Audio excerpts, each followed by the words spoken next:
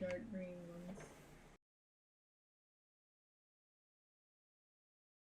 ones. It's gonna be a fun session today. The Amoros house was wrecked. And it wasn't even any of the humans' fault.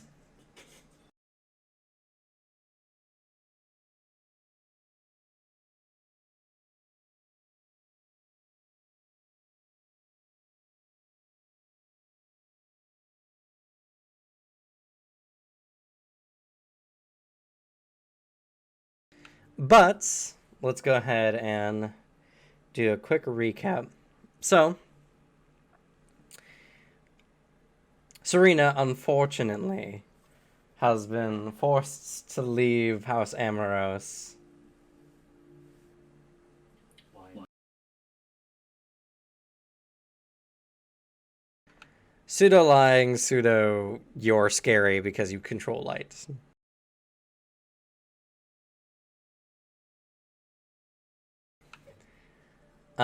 Jacques was heavily questioned, but saved by Arun. I don't play with that. And Sebastian has learned ways of exploiting the various Vitella in this village. Oh yeah, and Anastasia was fucking around in the Rosencratz house and incurred Iqbal's wrath, destroying some crystal hidden in their mausoleum. Of no.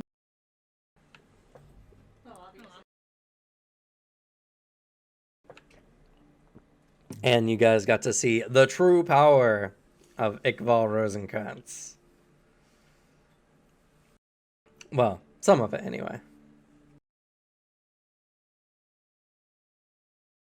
And now, Anastasia has eluded Iqbal for now and has arrived at the city gates disguised in a traveling cloak. And that is where we're going to pick up.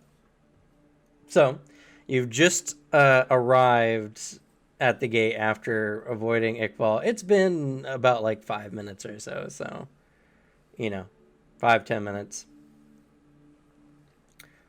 Oh, no, it's a pretty big city, actually. Yeah, it'd be like probably about 30 minutes to get to the gate from the back of the city. I keep thinking of Rosencratz as this little duchy, but it's got 10,000 people living there.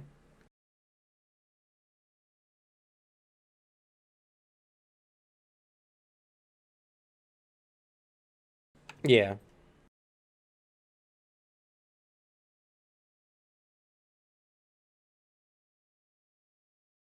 Where most of them at? Like, Archangel and Kabul. Oh, Archangel has 100,000 people living there. Yeah, I know Archangel's, I think, the biggest, you said. It's one of the biggest, if not the biggest. It's known as the capital of humanity.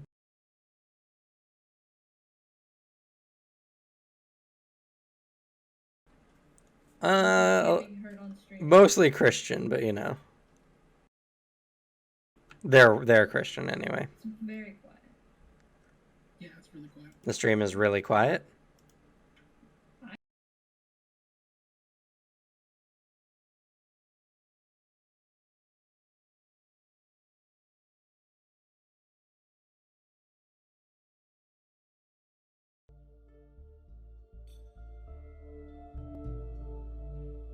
There, should be fixed. It's because I don't have my headphones on. Because unfortunately I didn't charge them, so they're currently charging. You have overlooked it. Just. But can you guys be heard now? I can hear Vale. Hello. Then yes. Hello. Yep, got Devin. Got Hear Alex. If you can hear one, you can hear all of them. That's fine. No, we must check. Just confirms. We're good.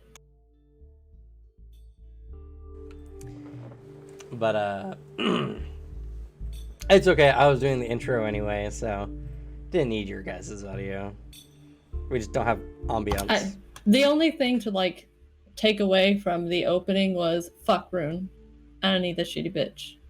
Sure. Fuck Iqbal, but like in a not gonna touch that with a 10-foot pole kind of deal. That's it. And the deviants are dirty liars, but And dirty liars, yes. Alex, your shirt just from what I can see just looks like a penis head goblin. It's actually it's Freddy Freaker, the hit call center character. You call the freak phone because he is the party freak. He tells you what's hopping from New York to LA. 1-900-490 freak. Man. It's a good commercial. It's fucking great. That did actual physical pain to me. Alright, I got it. Nice toss. Oh, you know what sounds great? Hold on. Well, anyway. Oh, I was looking up the size of like Caville.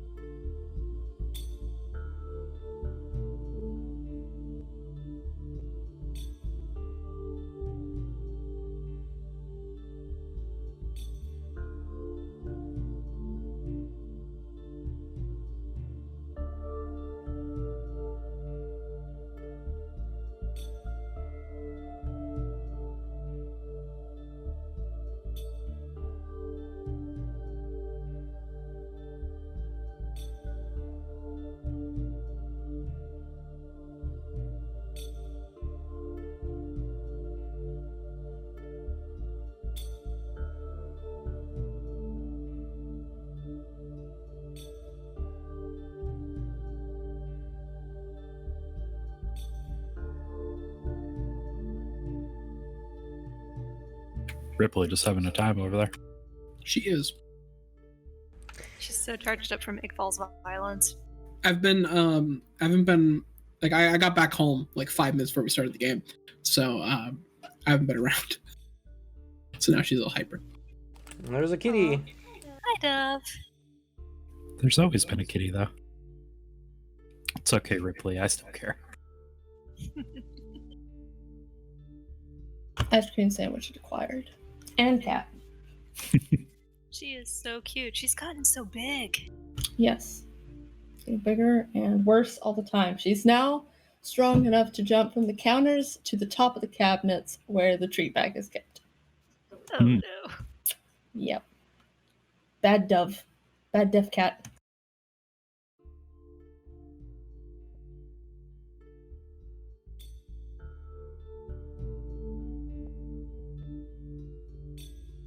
Ice cream Anyway. sandwiches are pretty great. Tasting pretty great. Anyway, Dupois in it was a big city, has 123,000 people in it. Oh my god, this place is so small. This is Doc's like, ew. Rosencratz is the second largest city in Moth, the largest having But it's 43,000. in Moth.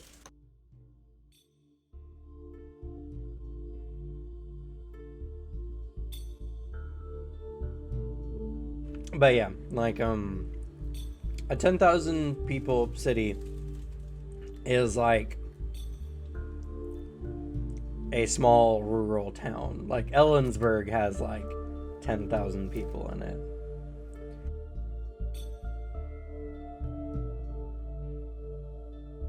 They're just a bit more packed in, or else the Gehenna Force is gonna get you.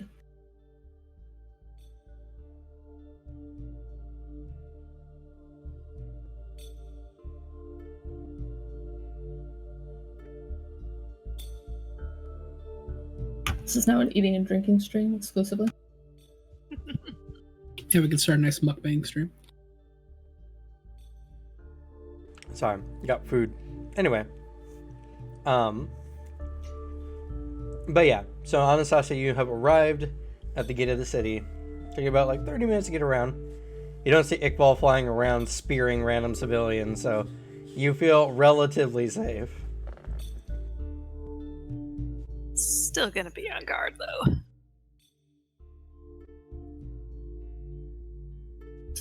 Oh, wait. Wicho's family was on patrol today in the morning. Unfortunately, you haven't really been paying attention. You've not asked or looked into it.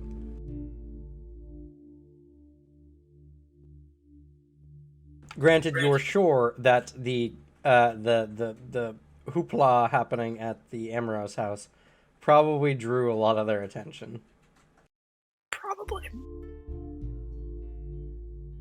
Alrighty. Where the hell did y'all pick to stay?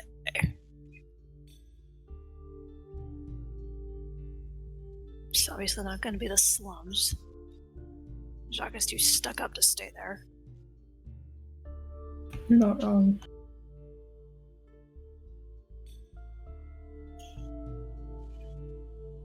Staying in an expensive place would be too much.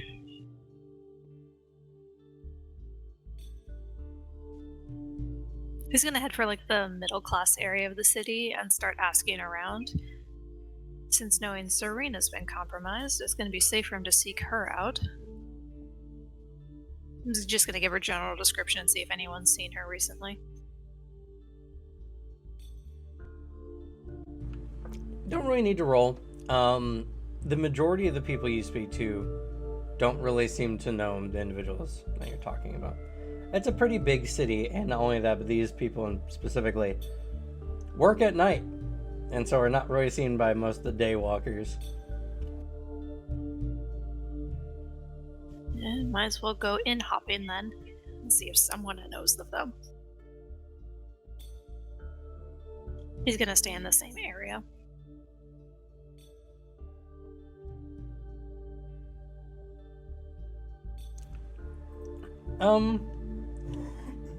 There are a few inns. Given an adequate enough amount of time, maybe a few hours, you will be able to locate them. I'll do that. You go around giving some descriptions. Funny enough, the description that works in the end is one of a somewhat stuck-up looking human individual with You're not wrong. a nice clothes, looks like a noble of some form.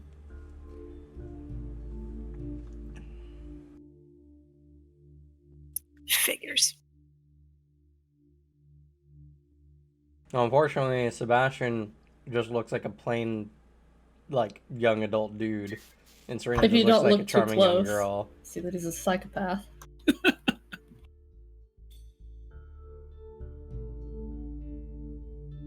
I don't know, not many plain young dudes look like they walk around with a board attached to their back. It's wrapped up so it doesn't really stand out. Just be hauling something for work. But when people see Jacques, man, they just make a first impression of him, and it's usually bad. Almost like I have a disadvantage that makes my first impressions bad. All my impressions bad, actually.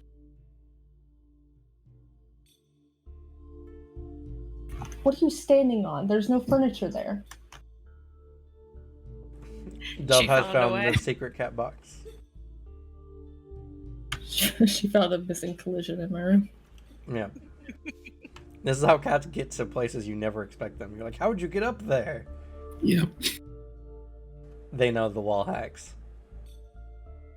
Anywho, so Bastards. you arrive at this inn, and you're told that they are staying there. But when you ask what room, they say, unfortunately, we don't give out the rooms of our various people here unless they're family of some form. And looking you over, you don't look like Jacques' family. It's because you look like trash. I mean, to be fair, his face was julienned on blood wires. True. Oh yes, the SAT word we used last week.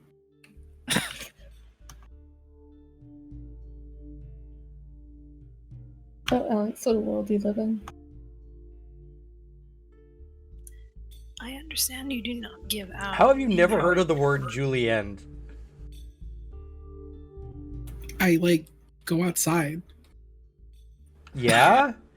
You're more Yes. likely to hear it there. No, I'm sorry. In conversation where I'm like, oh man, I just julienned some food last week. That doesn't come up.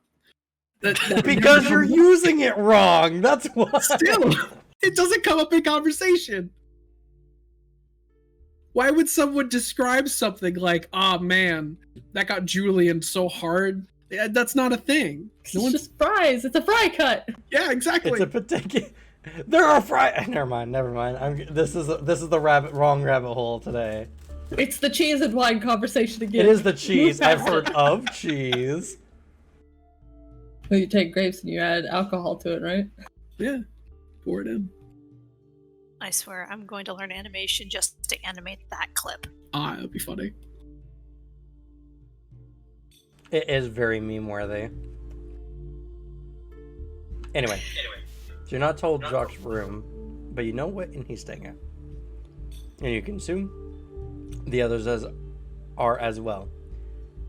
Maybe Jacques may have also just intentionally got his own inn.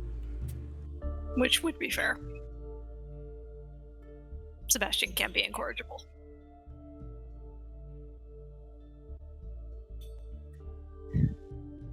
I understand.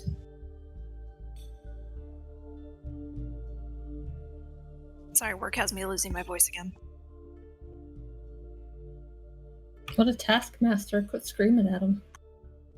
Unfortunately, I have to. No one can hear over walkie-talkies that are 15 feet outside the building.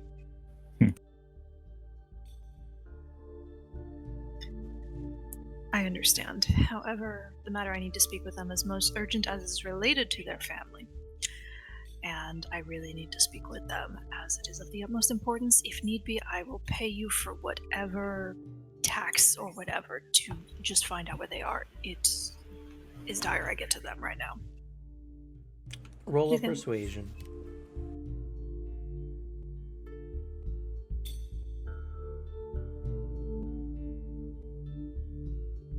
Dove trying to look all spooky.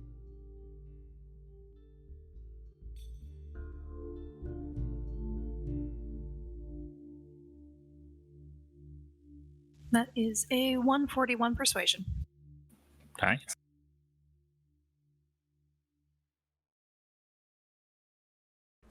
You convince him that you so earnestly need to for the sake of Jacques' family. You're given a room, and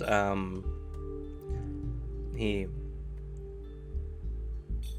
says he apologizes for the discretion, but many a time people are coming here to get away and do not wish to be found. Understandable. I am sorry for the inconvenience.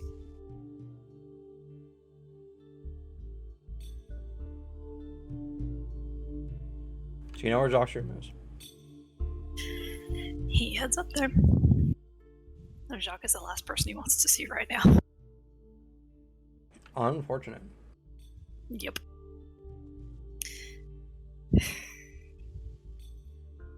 He knocks on Jacques' door. And Jacques roll a notice at a minus 100. Anastasia, go for an enthusiastic knock, like da da da da da da da. No? Has a dagger teleported into his side.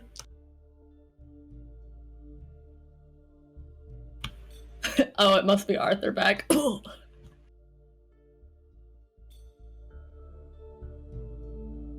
That was minus 100 for sleeping. Yep.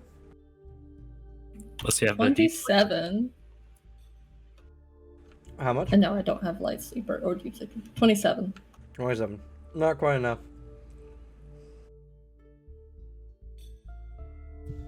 Tries again.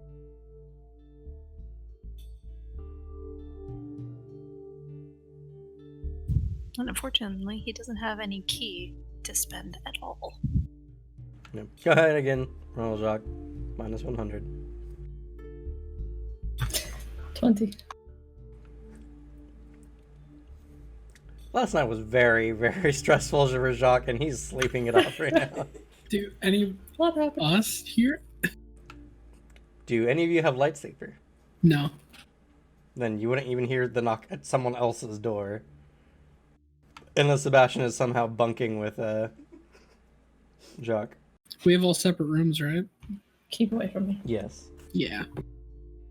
As the one, if he would share with you. Yeah. the one time Dis- that Jock and Sebastian get to cuddle. Aw. Just kidding. And then Sebastian fucking died. Yeah.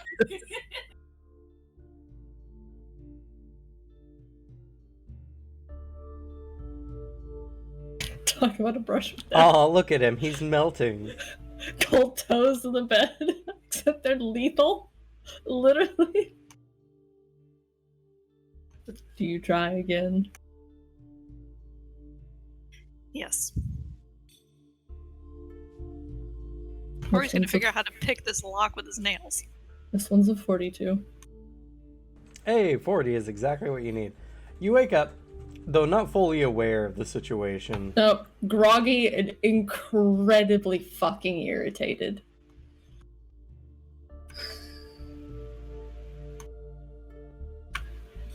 Drags himself up to By this sitting. point, you went to bed like 2 hours ago.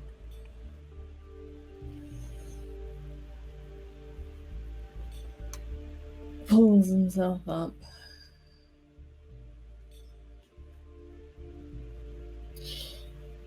And whips open the door with the single most sour expression. This is the most unkept you've ever seen him. This is also the most beaten up you've seen Anastasia.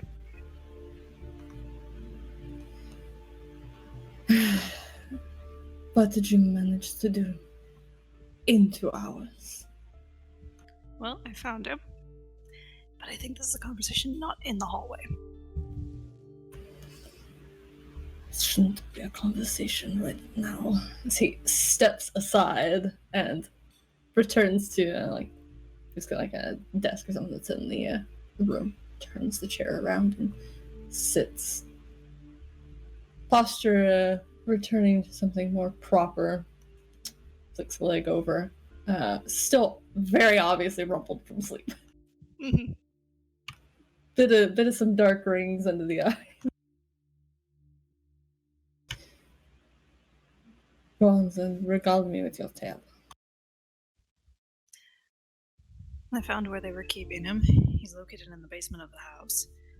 However, whatever's keeping him sealed in his coffin, and he describes the rose, and how it absorbed blood, but it didn't stop, so it might need a lot more blood if it's still active.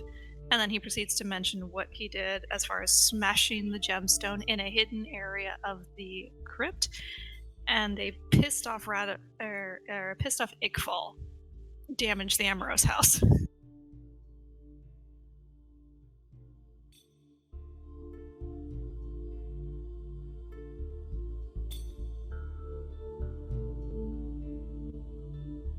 A fly What? zips near like Jacques' head and just goes. "Zoop."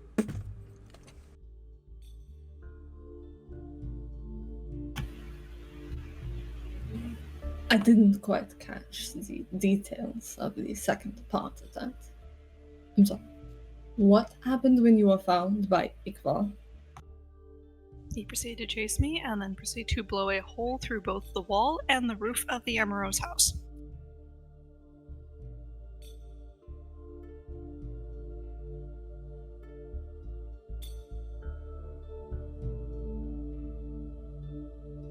Just giving up on the whole shindig. Head in hands, elbows on knees. Alright, besides creating a nightmare for tonight that you have disrupted the sleep and preparation for, I suppose knowing where he is good news. Unfortunately, you are found. Does Iqbal know you are sniffing around? Brother? He saw me, but as he motions to the cape, I made sure to keep myself hidden as best I could, so he saw a figure as far as I'm aware. But as soon as he got close to me, I ended up turning into mist. Not necessarily the question. Is a question. My concern is, does he know someone was around the coffin? Not that I'm aware of. He showed up after the job. Alright. Because if he has any reason to believe that somebody is trying to get rid of him, he has every reason to increase his security. Especially after someone broke something arcane. This mage sort seem a little peculiar.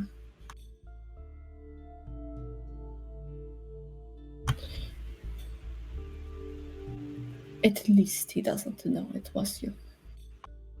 If he did, would your family defend you?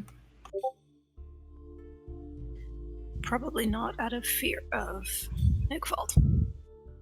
If they do stand up for me, it probably wouldn't be lived long under intimidation.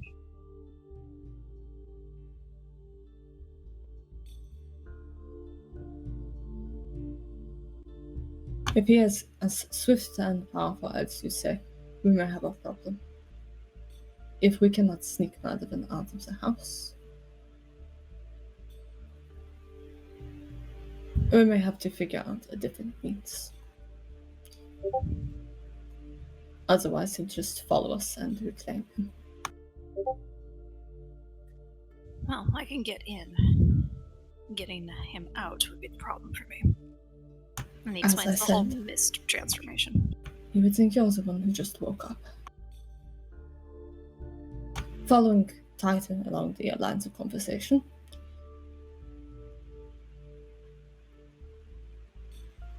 you are supposed to have some kind of say on the punishment for Radovan, yes?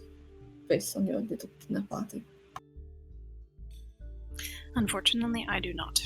The Sorbons are pretty much just the lapdogs of Igvald.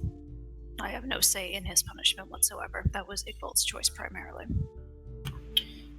I meant all of you, as Vital. Or is it just purely his decision? I was under the impression some opinions were based. I believe it was his choice entirely.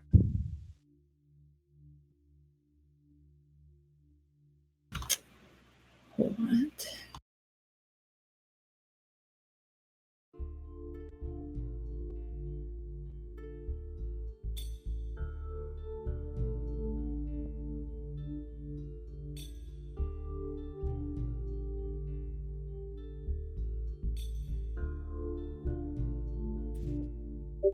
There's no use in waking up the others yet. There's nothing that can be immediately... nothing that can immediately be done. For now, are you remaining here somewhere taking a blood drinks, or are you going to sneak back home? I'm gonna have to sneak back home. Because as far as they were aware, I was still in my room. But you might want to make haste. If they need extra hands, they might be asking for you. So you're still on your little leave or whatever. As far as I'm aware, I'm still on leave.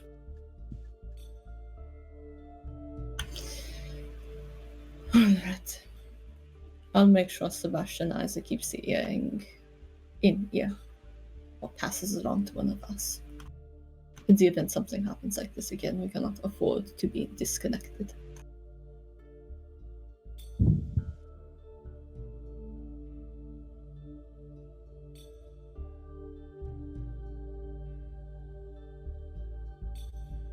What are you two Don't worry about it. motioning about? You can't keep secrets when we can all see you. I guess you had got the dice I sent you. Yeah. How did you not, like, didn't it come with a note? No. Okay. Wait, That's so you really just weird. weren't concerned that you got dice randomly? Well, I think I got him. I was like, all right, these are kind of cool. And then I, like, set him at the tray, but I don't know. Have you been using them, or they've just been sitting there? You just got dice in the mail, and you're like, well, I'm not gonna look this gift horse in the mouth. All right, cool. I mean, would you? I mean, I'd wonder who it's from, and I'd ask around, especially after your friend's like, by the way, I sent you a package, expect it soon. I A have couple no people told me words. that. I also gotta say, I'm not surprised by this reaction at all. Just you found dice, put them in your chair, like, yeah, these are cool. Cool, They're more really dice. funny. Oh well, cool. I'm not upset that you didn't get them now. I'm Cool. immediately as tired as Jacques. Devin doesn't pay attention. I think this is not a mystery to anyone. No, this is not news. This is in character, which is why I find it funny. This is a really funny development to the story. Ridiculous. You even said like specifically, like, I'm so sorry I've received the dice. Cool, you got him. I'm happy you got it. Which I is don't why I think- gestured to him with this. Jesus. Yeah, that's when you lifted it. I was like, you just had a whole conversation about how you didn't have dice like that. Those are different dice. No, they look like the one. God damn it, Devin. Would you guys like to know how I figured it out? How? I saw some dice and I was like, oh, these kind of look like it, and they're probably not. And so I went and I looked at the color of the numbers, and then I looked at the color of the numbers here. Have you been And that's using how I them? figured it I want to know, how long have you had them? How long?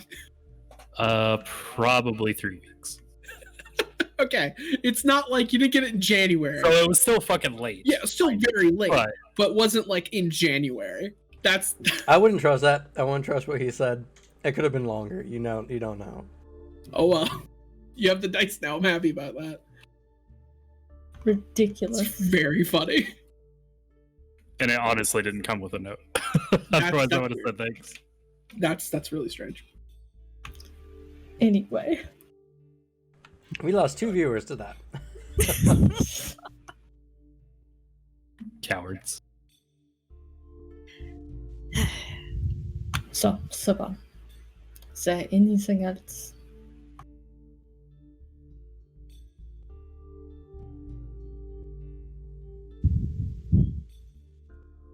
The only thing I can think of that would give me enough clout to try and get my family to all go on that defensive side of Rathaven would require me to be a Heartless.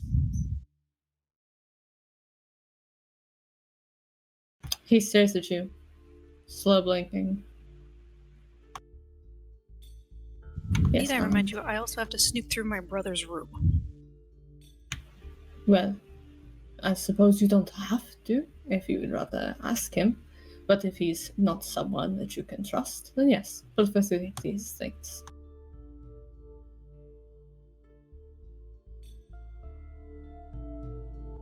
I'm sorry, I'm unsure of the dynamic in your family. Vitala are strange enough.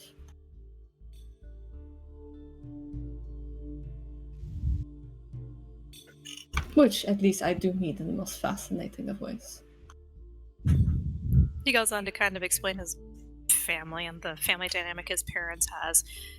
The overconfident brother that loves to show affection, the sister that shows affection but is more like mom, and then the sulking younger brother.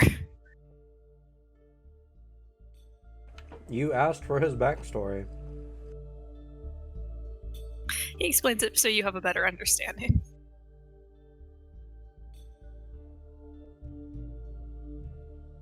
How old were you again? About 140.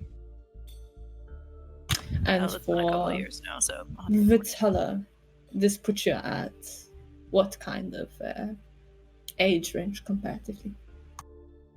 As close as you can manage. Adolescence. About adolescence. Hmm. If I'm doing the math right. He nods. Well, I am not exactly fit to be informing you on how to fix your little family issues, but it doesn't seem negative enough to be a huge drawback. So, beyond the rampant insecurities that seem to come part and parcel with all of your nights, what do you think, besides their loyalty to Iqbal, keeps them from at least speaking their minds? Are they all cheap, or have you not asked? Devin, you can be a little less entertained.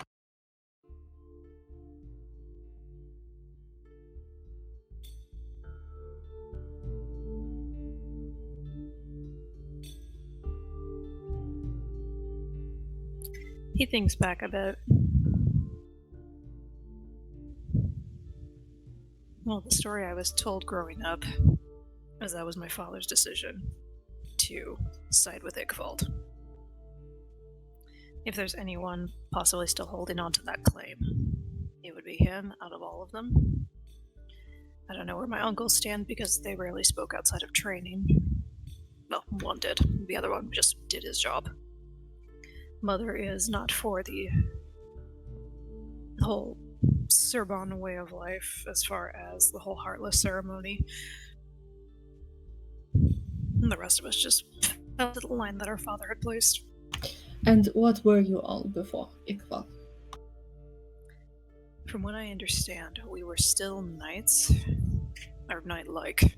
We just defended a duchy from what I remember.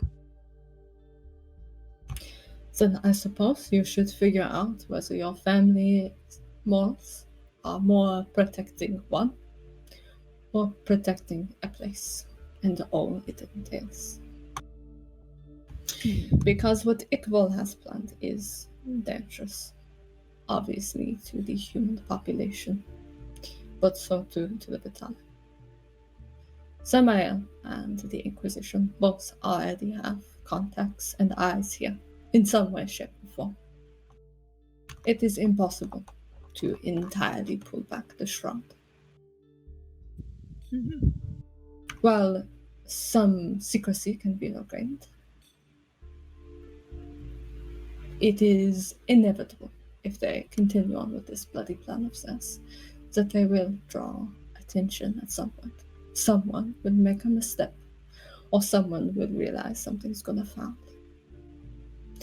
And if mankind is anything, it is persistent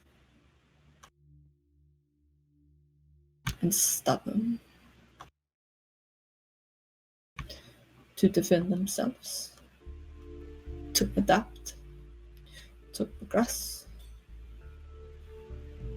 to find a way to not be so scared of whatever it is that hunts them. Make high walls, weapons, grow in number.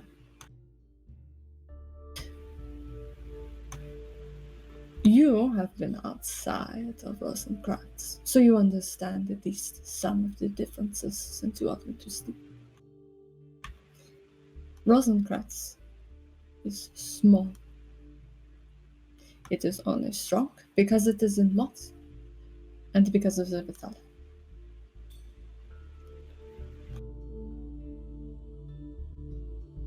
If the Savants want to protect, which is important, what they are sworn to do, their knightly oaths, then they're going to have to adapt. They're going to have to figure out what games they're playing these days. You are the only one who can tell them. You've seen it. The changes. I am painfully aware of that. I don't see you waltzing into my family house to speak with my brother. I am a human. They will not listen to me. It has been made rampantly clear that the few who will listen are few and far between. I also don't exactly have a way with people. He smiles cattily. Oh, really? I couldn't tell. It's a talent. Obviously. You do fly off before he continues. So, if you are aware, then you are running out of time before your family comes to the first example of why they are wrong with their current plan. Perhaps they will be fine against the Inquisitors sent here. I am unsure of the power between the two. But if they're not, or another wave comes, you're going to stop dropping like flies, like humans. So, give them your wisdom that you've gained while you've traveled. Very well. My apologies for keeping you. Good luck tomorrow with all of your cleaning. And good luck He with gets the a far research. for a moment. The research I am far more entertained with the prospect of. I'll also need to speak with someone at the hospital. Try and set things up. You wouldn't have to know a way to procure a large amount of blood without looking suspicious, would you? I'm not sure how much blood it will need to get Radovan out eventually. I don't know. It seems the opposing and parallel theme. Nobles keep cellars full of wine. Do you all keep cellars full of blood? GM, Yes. would that be something Anastasia would know? Would what be? Sorry, I've been looking into a bunch of stuff. Keeping caskets of blood, pretty much. Iqbal has been the primary dealer out of blood, as he has a unique way of getting the most richness and value out of it. So, your family has not touched anything along those lines. Okay. Then the only answer is to be the generosity of the populace of Rosencratz. If I can set it up as a hospital, that is your avenue for blood. I would prefer to do so with Rosencratz, considering his force of personality. But unfortunately, that is not an option. Not yet. Where exactly is the hospital? I haven't been around the city for too much. He explains the rough directions. Thank you. It's a very large building, hard to miss compared to those around it. Fair enough. Do be careful of the Twilight Brotherhood member there. Just in case. Can you give me a description? The one chain smoking indoors.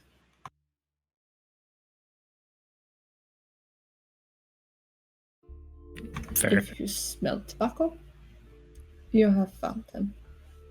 Also looks like he probably hasn't slept in a decade or two, which I'm beginning to feel as he stands up and he does the little flick. You best be on your way before your family goes looking for you again. Fair enough. And he leaves. Clicks behind you, locks. Doc goes the fuck back to bed, and this time just pillow.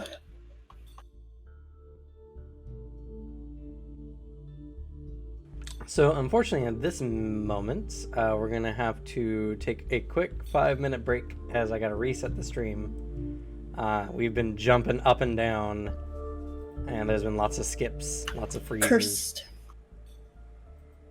The Come good news on, is well- we're doing it close to the hour mark, so it's super easy to edit. Yeah. But yeah. So, we'll be back in about 5 or 10 minutes. Yeah. Stream Take skipping out time on to me, back. bullying Anastasia.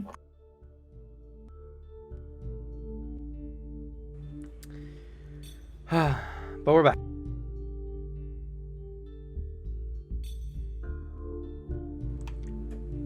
Anastasia has spoken with Jacques and is now determined to head home. Or head to the hospital.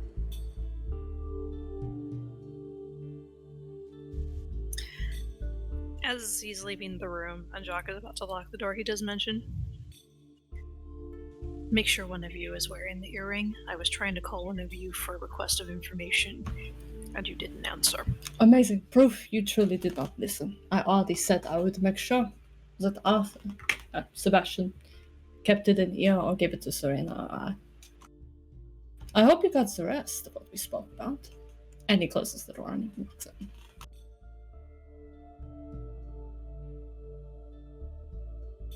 He leaves. You're also trying to call them in the middle of their night. No, he completely understands. There was kind of a moment where he's like, "Oh, that's what I look like when I wake up in the morning when Famulus would wake me up." You're about as grumpy too. At least in the beginning. Alright, that's a disservice. Shock is really grumpy. At least he has forewarning in advance of the mess he has to clean. That's not gonna help him sleep.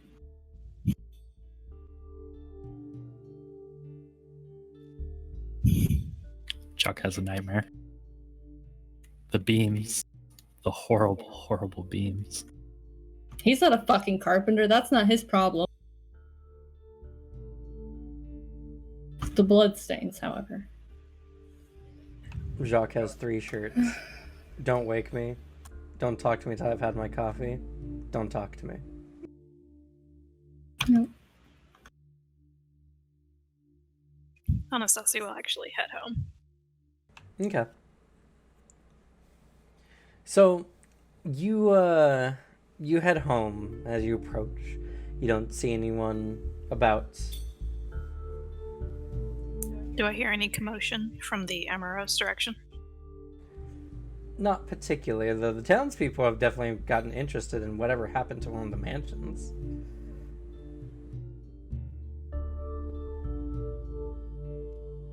He's going to try and sneak back inside into his room.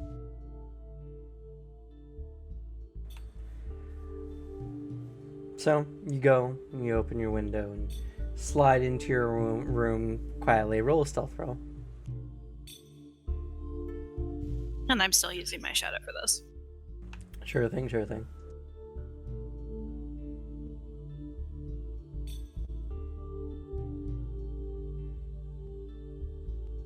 Laurentine, just Batman drops from the ceiling in your room. Are you sneaking out? What are you doing? Meeting a girl? Did you get drunk? Well, technically the drunk one doesn't really count unless you're drinking the blood of an alcoholic. To be fair, if he asked, you know how to get drunk.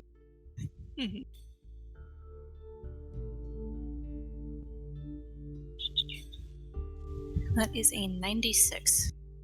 Okay, so you feel quiet anyway. You didn't make an over ton of commotion, and only someone who was intently listening probably would have heard you. As you step into your room, you start, unpacking. Then out from beside your wardrobe, Laurentine steps out of the shadows. It jumps like 2 feet off the ground. Jeez. His arms are crossed, and, well, so is his face.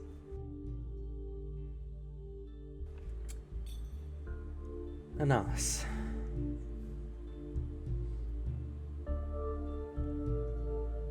He looks at you. He sees the lines on your face that have stopped bleeding at the very least, but definitely looks like you've been in some trouble. He just pinches his brow. Continues putting his stuff away.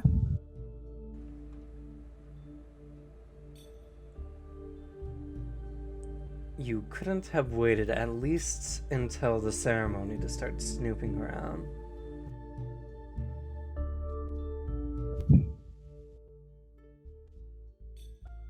I'm sorry. I didn't see that as an attempt to try and give me time to snoop, first of all. I thought that was a ticking time bomb that said as soon as I hit that, I had no chance to snoop. Really? He puts a hand on your hip.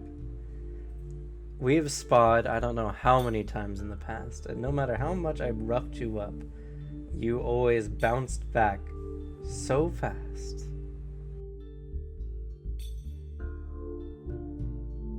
Compared to other Vitelli, I know you have a much higher level of regeneration than most. I figured the ceremony would put you down for a day at most. But it would have given you a week to go around and do whatever it is that you were planning on doing. But no, you had to go and piss off Iqbal.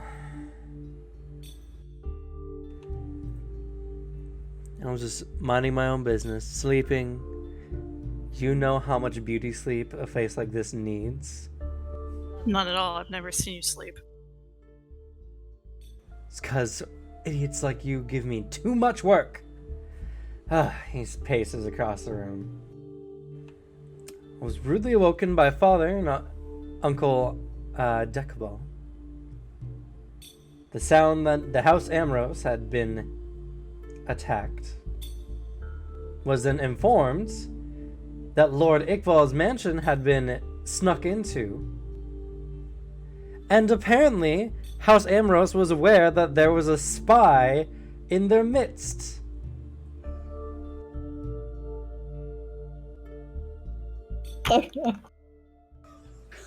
So now I have to look through the city for the spy. Who probably wasn't even the one who snuck into Lord Iqbal's manor. Looking at you now.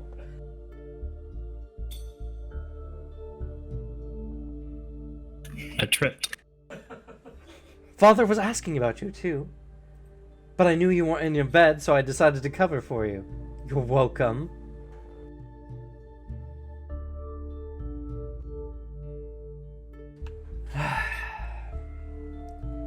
This is my fault. I thought you trusted me more. I thought you would get the hint that this rushed ceremony was going to be an opportunity for you to be, well, plausible deniability.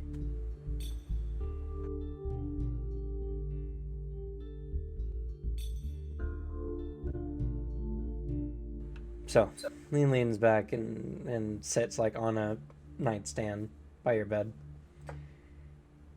Tell me, however did you royally, key term then, royally, piss off Iqbal? I mean Lord Rosencratz. I'm going to have to say that a lot, by the way, because he's going to be up my ass about the security of this city. Like I wasn't busy enough with it. Never mind. First things first, what'd you do?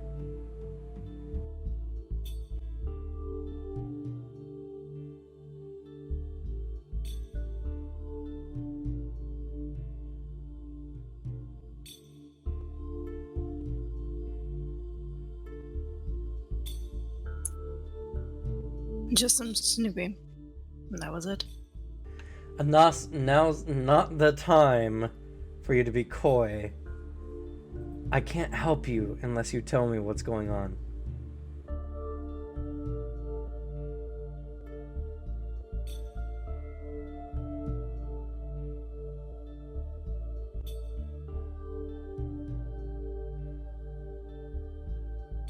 I spoke to his lordship earlier. He said that some deviant had snuck into his estate, probably a spy working for his slightly estranged son, and had damaged some of his property. And he looked rather angry when he was saying this as well. I just need to know whether I need to get you out of the country or not, Anas.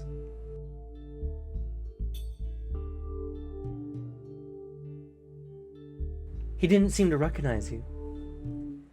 But from the moment he said some shadowed individual... Our internet hiccup there. Sorry. We back.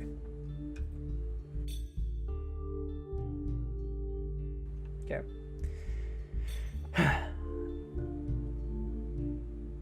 When he mentioned some shadowed individual had come out of the family mausoleum. Can you guys hear me? Yeah, it's just your webcam's all It's a fucking... delay. Yeah, your audio comes in before your webcam. That's unfortunate. Me leaving fixed it for me at least. So. Okay. Hopefully this works. That was fun. So. Okay. Yeah. Attempt number 3. Internet making my life hard. Anas, you did this too. When I heard some shadowed individual had come out of the Rosencratz family mausoleum, I knew it was you. Who else could it have been? Did you sneak into our family crypt too? Is that how you got the ring? No, what I told you was the truth about it. I could not make that shit up. I mean, it sounded pretty fantastical, don't get me wrong, but I'll give you the benefit of the doubt. Only if you tell me what's going on.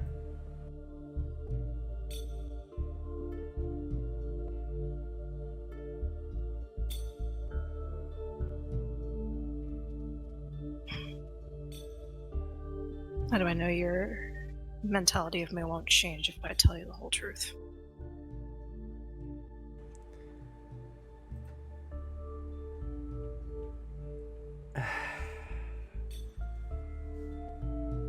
Oh no, he swapped us around. That's right.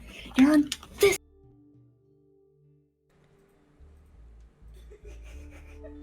Was I this irritable when I was in my hundreds? I need to be sure that I can trust you with whatever I tell you, and with you as the head of the household, that does complicate some of the things I will have to tell you. Anas. You come to me with obvious stripes on your face from sneaking into Lord Iqbal's manor, and I have not turned you in yet. Obviously, I've been on your side this whole time. Fine.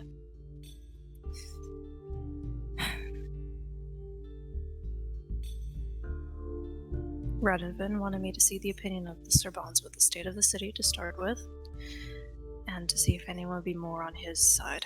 He does not agree with how his father is running the city, and believes there is room for improvement. Obviously, him being put in torpor has put a wrench in that. You've already seen who he's sent into the forest. Matter of fact, you can beat them up. Yeah. So. Hey, not done. And the reason I was caught, I was looking to see where Radovan was being kept. It is the hope that I and a few others could eventually get him out. However, in my obvious stupidity of a choice, I came across a hidden glowing gem in the mausoleum. It glowed the exact same color as the rose that was imprisoning Radovan in his coffin, so I made the mistake of possibly assuming that it was controlling the rose.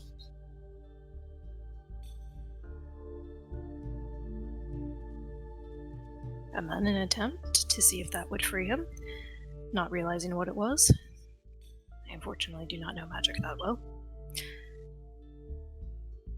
I destroyed the gem.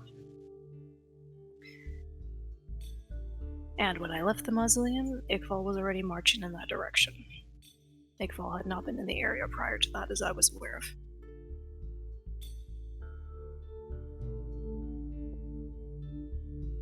And as he's describing how he destroyed the gem, his shadow starts moving on its own. He doesn't seem surprised. Do you explain getting to turn into badass fucking smoke though? He's getting there.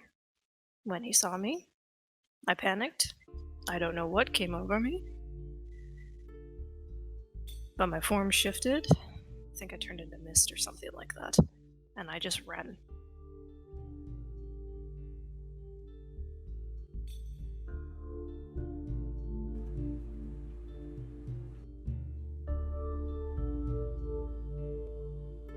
If you're asking me to do that now, I'm afraid I can't. I feel exhausted just thinking about it. Can I speak now? Yes.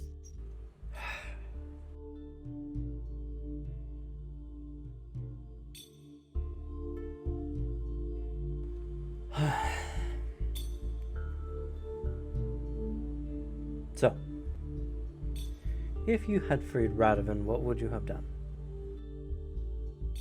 Taking him somewhere in the city. Somewhere he would not be in main view. And then what?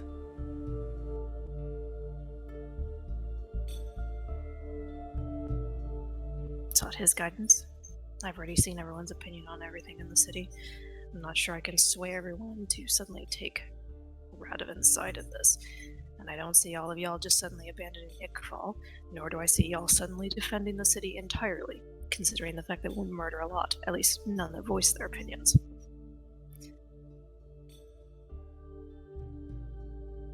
Trey's not going to voice his opinion. He's still figuring himself out. Mother's not going to say anything out of politeness with her sister in the room, and father wasn't there. Which left you and me. I didn't say anything because I'm still not in a position to be heard, and you are the head of the house. You have a certain face to maintain among them. And you decided to do all this before consulting any of us? Why?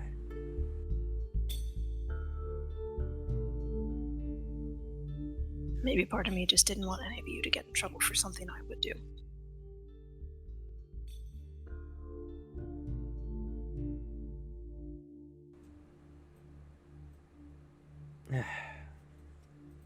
If I had been caught, I was going to take the full blame of it and not implicate any of you in any way.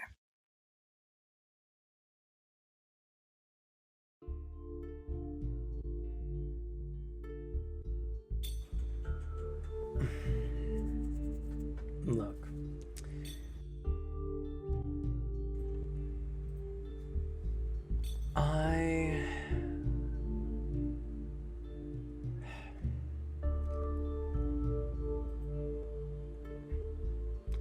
You have the same face you make whenever Mom chastises you. That look of, I've already messed up, you've already decided that you've done everything wrong.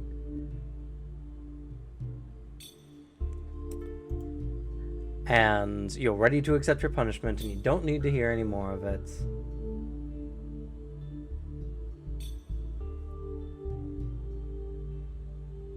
But that's the problem, isn't it? You have accepted that you've messed up, but do you even know what you should have done better?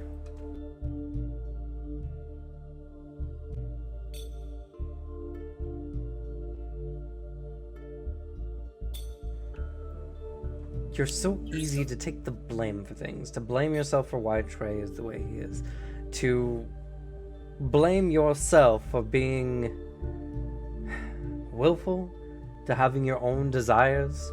You blame yourself and you expect to just roll over and take it, to just be wrong, to me that being a Serban or being a knight or being a heartless or whatever is the only way you can go and do things. You make all these preconceptions before you even ask anyone. You always jump ahead to conclusions. You're afraid of your family. Of course, you royally fucked up.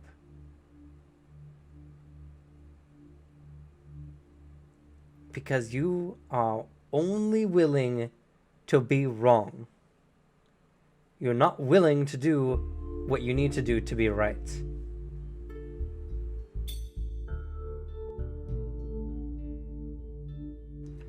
And don't feel sorry for yourself. Don't sit there and mourn about what you've done wrong. That's unbecoming of a Serban. We have always been a family who has never looked back. We have pursued what we thought was just and moral. and have followed those and worked for those we found to be worthy.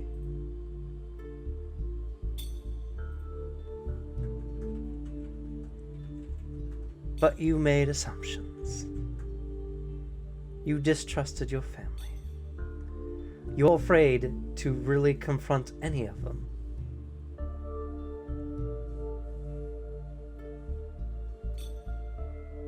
So tell me, Anas,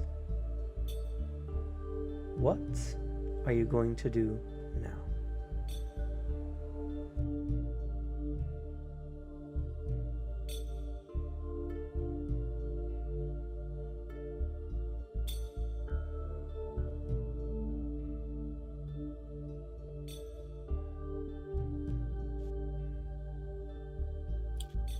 Should probably start with being honest with everyone.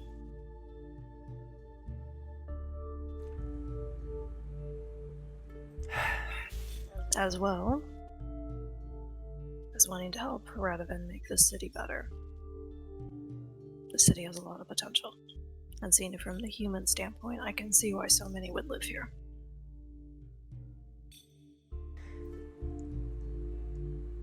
As for what I would like to do,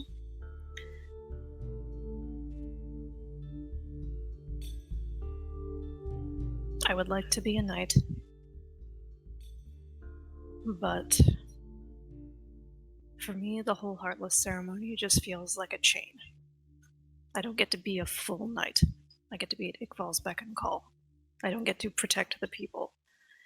And it's a concept I have grown up with. It's the reason my stomach always soured at the thought of it. I understand what it stands for. I'm well aware of that. Doesn't stop how much I feel disconnected from that.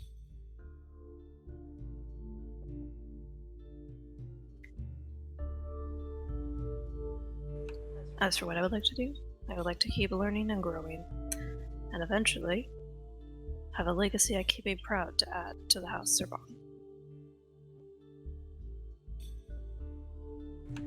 Are you just gonna keep saying things whenever I try talking? You do it all the time. Yes, because one of us are right.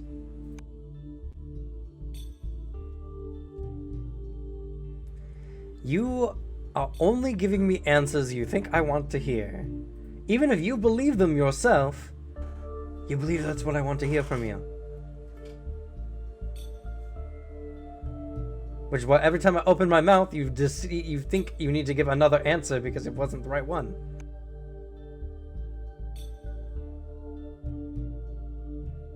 This is the problem. You are not listening enough. You're only concerned about being right or wrong in the situation. You are not you're not even thinking about what you need to do to become right.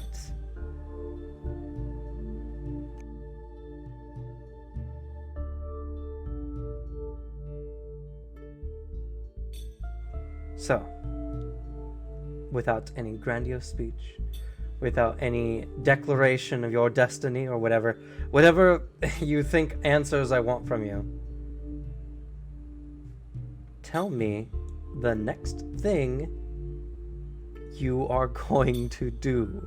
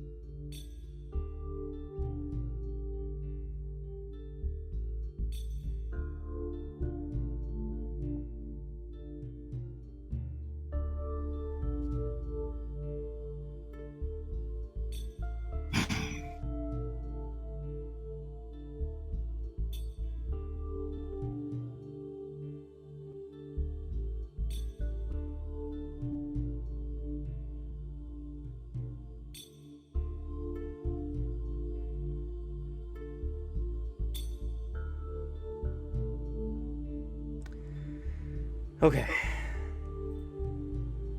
As obviously you're overthinking it a lot. Let's just walk this through step by step. You want to make the city better, right? Yes. And you think Radovan is one of the best ways to do so, right? Yes. Okay. So, whether you're right or wrong, that's fine. That's your answer. But you want to let Radovan out, yes? Yes. How do you plan to do this?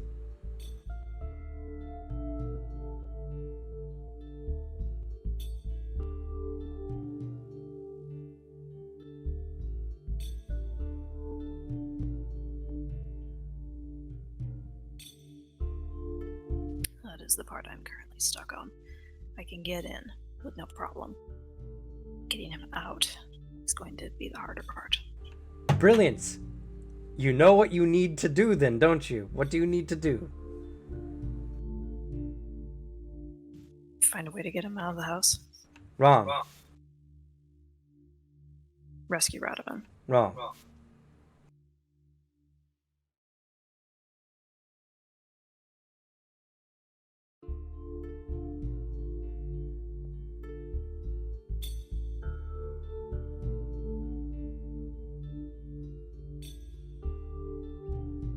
Just beat through that adolescent ego. You can do this, I promise.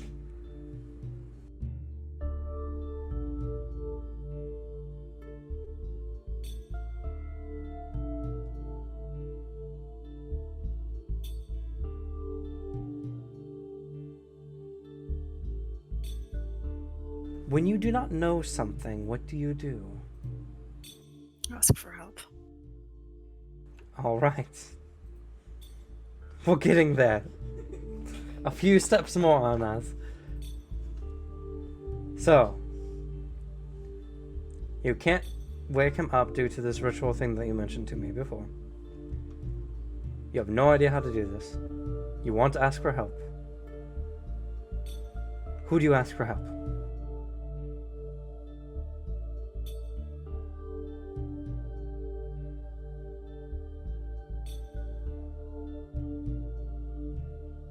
Short of Igval himself, that'd be the crows.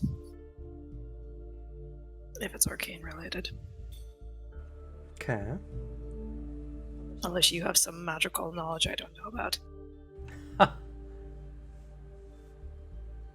I barely know half the things I even do. No, he's just like a birthday. Our respect for Lauren is just flown out the window. Oh my god. I go by my gut, okay, guys? He's looking so I wild. mean, yeah. That's how you do it. Okay, so you want to go talk to the crows. What makes you think they would help you?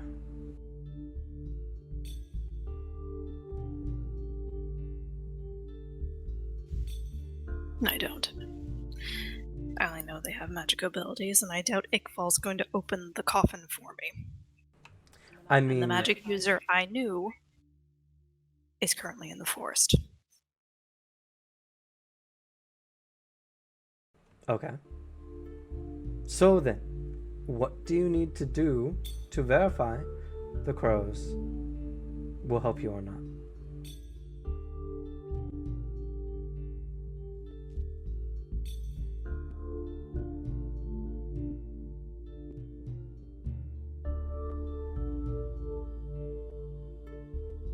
I need to know where they stand in all of this. Okay, I guess that's a part of it, sure. More or less the same question. How would you find this information out?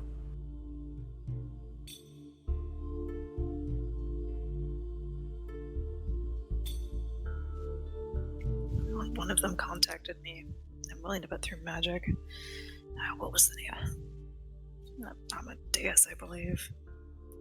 Because Mother went to him to send me a message. Okay. And?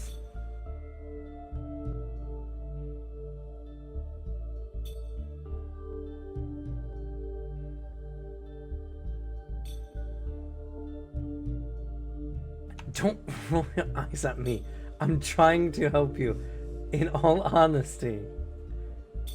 I know it's hard. Truly. I honestly have no idea how to approach them for proof that they can do what they do. Okay. Then who can you ask about that? Just gestures to Lauren. Okay. So is there something you would like to do right now? Enough! It took 10 minutes, but we're here now.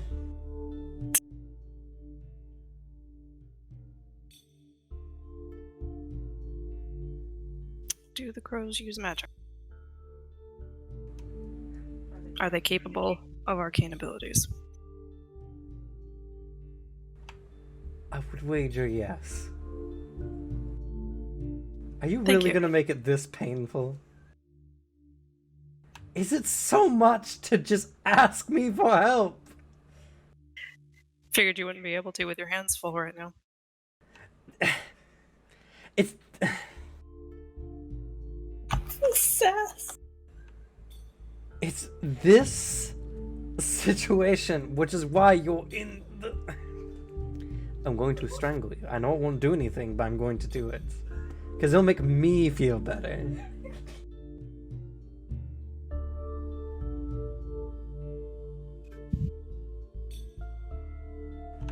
You think you know it all?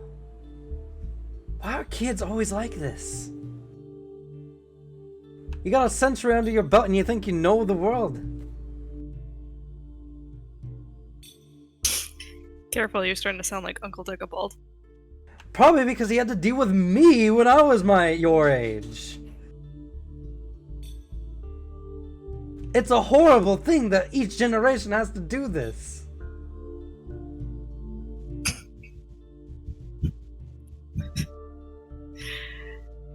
Honestly, genuinely starts laughing. Wait till you have kids of your own.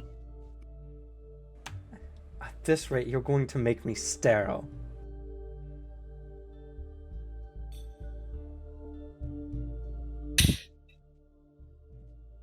Alright.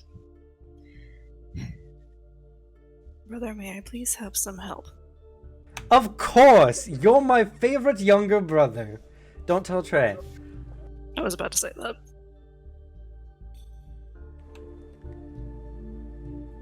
It would be so much easier if there was just one of you. Not have to lie to you both.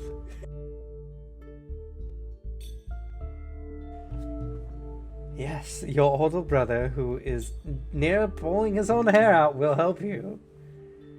My god, were all those soulful talks in the garden for nothing all these years? Before or after you beat me up? That's all a part of brotherly love. I'm sorry. You have to take your lumps with it too on us. True, but I can't guarantee some of the memories aren't hazy from how many times I was smacked around. You're a liar. You broke your arm and it was done in 3 days. I don't even think you can't get a concussion. What am I talking about?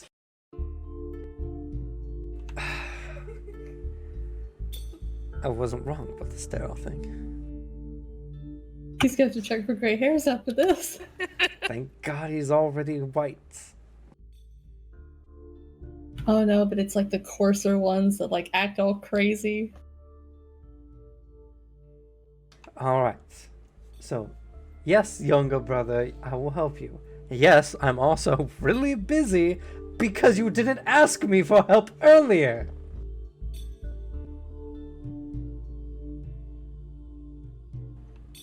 So, I told Father that you're resting up for the ceremony later this evening. Later this evening, I'm going to rip your heart out. It's going to be cathartic for me. I promise. And then when you get better in like a day or so, everyone will believe you're bedridden for a week or two, like our sister. There is one slight problem with that. Mother did mention that she would take care of me. So if anyone would notice any absence, it would be her. You went to Mother rather than to me, the one who can actually help you?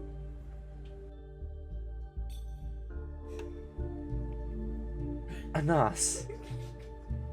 She's scarier than 19. To be fair, she is scarier than you. I understand that, okay? I understand that.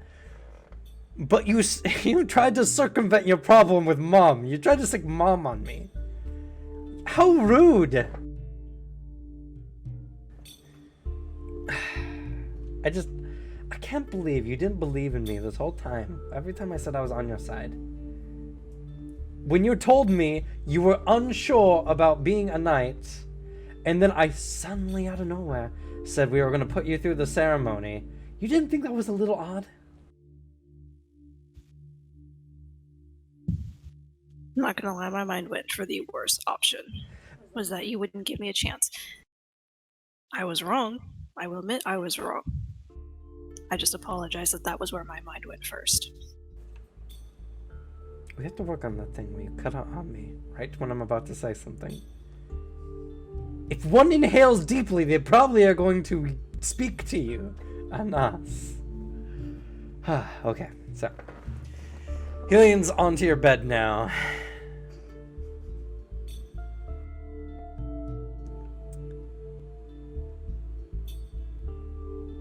First of all, asking whether they can cast magic, I'm not as stupid. You know as much as I do that they do. They're in charge of the barrier that protects our entire town. True. But no, you were stressed out because you were expecting to give me an answer that I wanted. You don't think about yourself enough, Anas. You think about what everyone else wants from you first. This is the problem. You don't talk to anyone because you're afraid of what they're going to do to you. You're concerned about their opinion more than your own. Like your opinion doesn't matter enough to bring it up?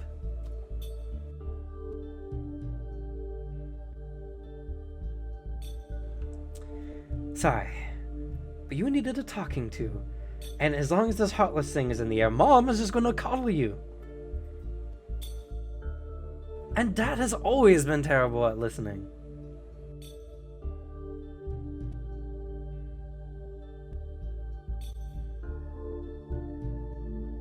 Hell, you could have asked Mino. You could have asked anyone to be on your side, and they would have. We're family. We have been together for centuries.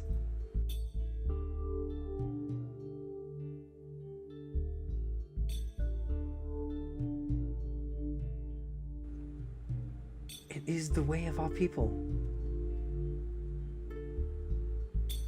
Blood holds more weight than any gold.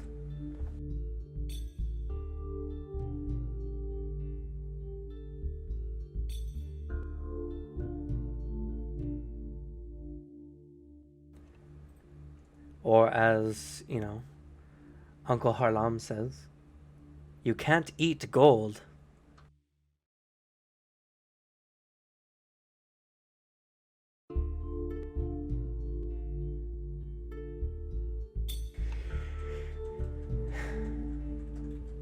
So, you want to find out if House Crow will be willing to assist you in this endeavor, right? Mm-hmm. Now, I can tell you what you need to do, or I can let you figure it out. I'll let you pick. I'm not going to yell at you. I promise. Unless you're irritating.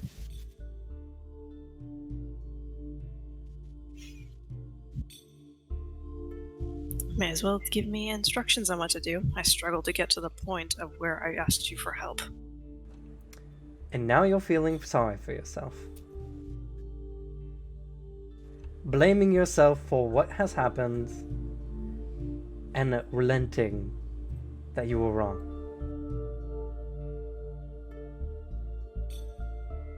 It's not about being right or wrong. It's about what you do next. And what should I do next? We'll work on your attitude. For the meantime, I'll help you with this. Why don't you go talk to them? Shock, I know. Prod, I know you have at least some social grace. You're my brother, after all. Not compared to you. Well, yeah. But you're still my brother. We fell from the same tree, I suppose. That's what the humans say, right? I believe so.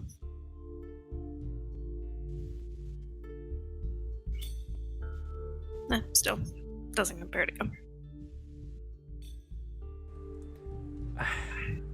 Stop worrying about what everyone else can do. No, I'm giving you a genuine compliment. Enough people do this already, Anas. We're talking about you right now, not me. We can do that later. Well, you lost your chance then. Pity. Go talk to them. Figure out what they feel about this. Maybe they're afraid of Lord Iqbal and don't want to, say no to his grand scheme. They're kind of crazy if you haven't seen them. Speaking of crazy, do they operate on an odd sleeping schedule? I wouldn't imagine. I have no idea, honestly. They're just that kind of weird.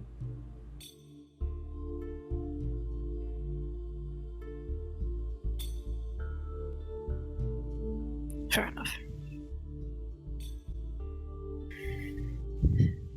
Well, guess I'll stay in my room so as not to arouse suspicion. Good. Then you will come with me and we'll perform the ritual. And then you can go off to do whatever mischief, as long as you talk to me first. Or at least someone in our family. Not right, I'd be answering to you. It's about building trust in us.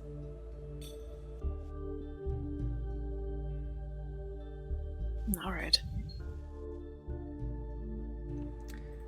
I do recommend getting some rest. The ceremony is not pleasant. I kinda have to anyway. Just motion says. That's... Honestly, I've been staring at your face this whole time and they just disappeared. Like, I just stopped paying attention until you mentioned it. It's shocking, really. Did you walk face first into, like, one of those clothes washing things? No, and he describes the blood trap Iqbal had in the basement. Ah, and you want to go back. By the way, he's probably already upped his defenses at that location. Probably. Because unfortunately, I heard from the Amoros that they had a spy in their midst who was working for Radovan. They didn't bring it up because they felt that, well, I didn't really have a good reason. They just said they pretended not to know to see if he would slip up, I suppose.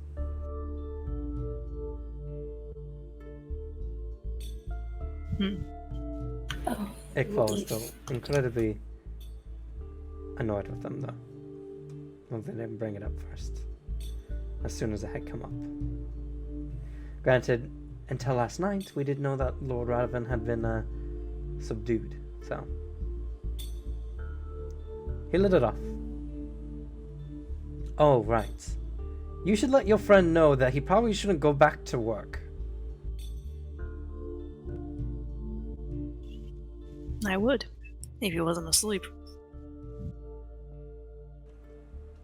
I think his life is worth it.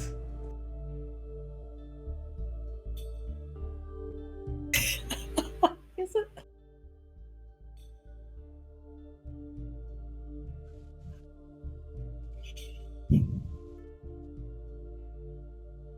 Would you like to come with me and meet what I have to deal with?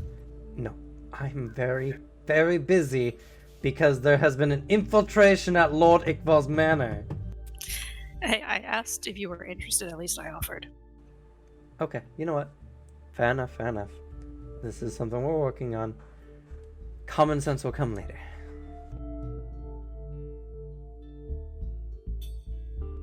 He smiles at you, ruffles your hair.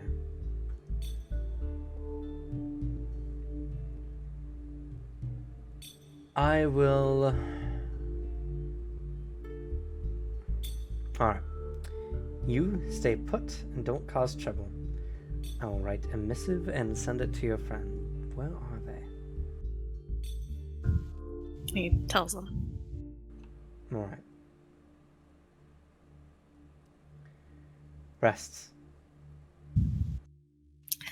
And I will make sure it's sturdy paper. I don't know if he'll be wearing gloves or not when he opens it. That's a weird thing to say. What do you mean? He just secretes poison. Humans are weird.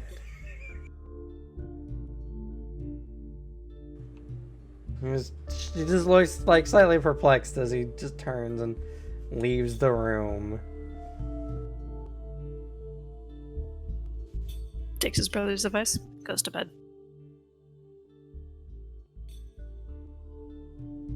Would you just say it like that? He secretes poison like a frog out of his skin.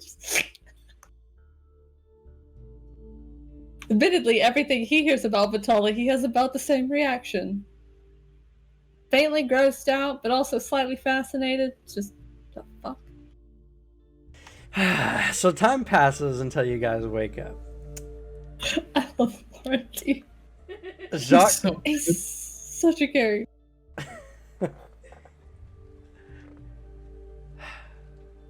Jacques, you go Alright, on. get out of character. I can talk about Laurentine all day, but we gotta get to the story. So, Jacques, you wake up. You find a thick envelope on the floor that was beneath your door.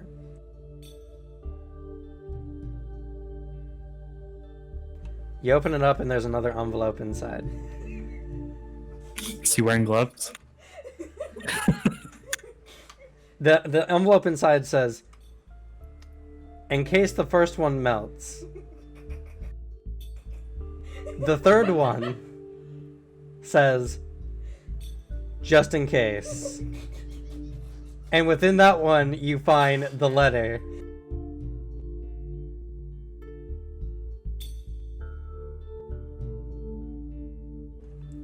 Telling you not to go back to work. Because of everything that happened in a succinctly written way.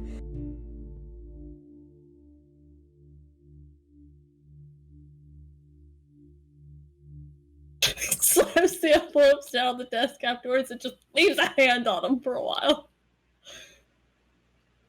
What the fuck did he do?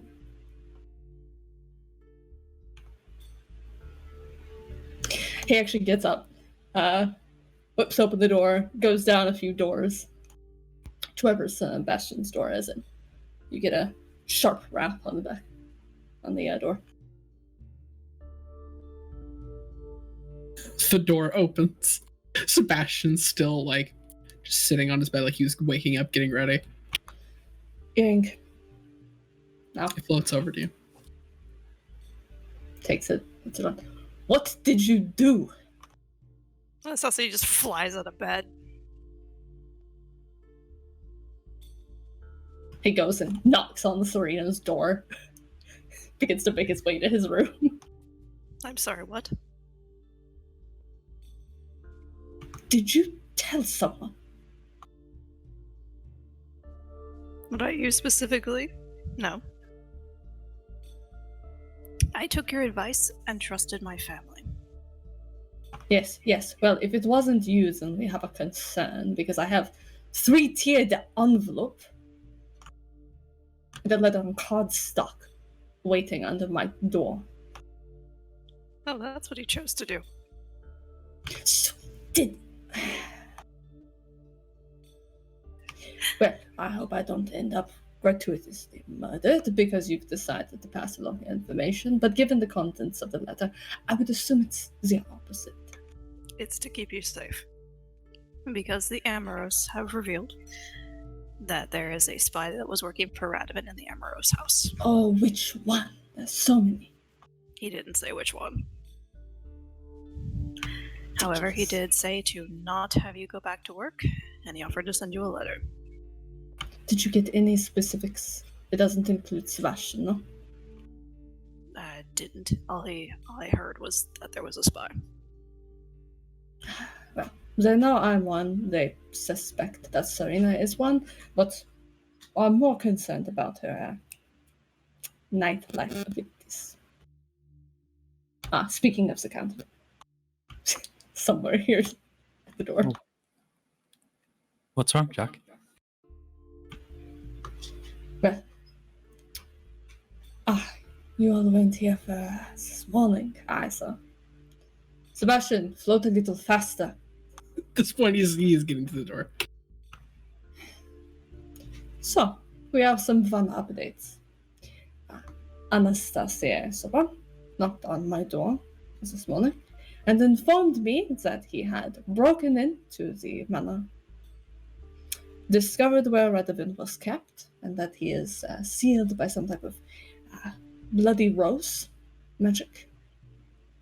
Also slipped into a mausoleum and broke something that he had no idea what it did, except piss off a very powerful vampire, who then proceeded to give chase, and he turned into mist and flew through the Amoros house, leaving multiple holes in their establishment, and then continued on his way and escaped. It would be lucky enough that we see him. He has escaped identification. Unfortunately, Iqbal was upset. The Amoros have opened their filthy mouths, and now everyone knows that they are spies. I have been requested not to return to work. Not by any of the Amoros, mind, rather by, I would assume, which one did you say it was? His brother. His brother? Wait, the ones that look like you, apparently?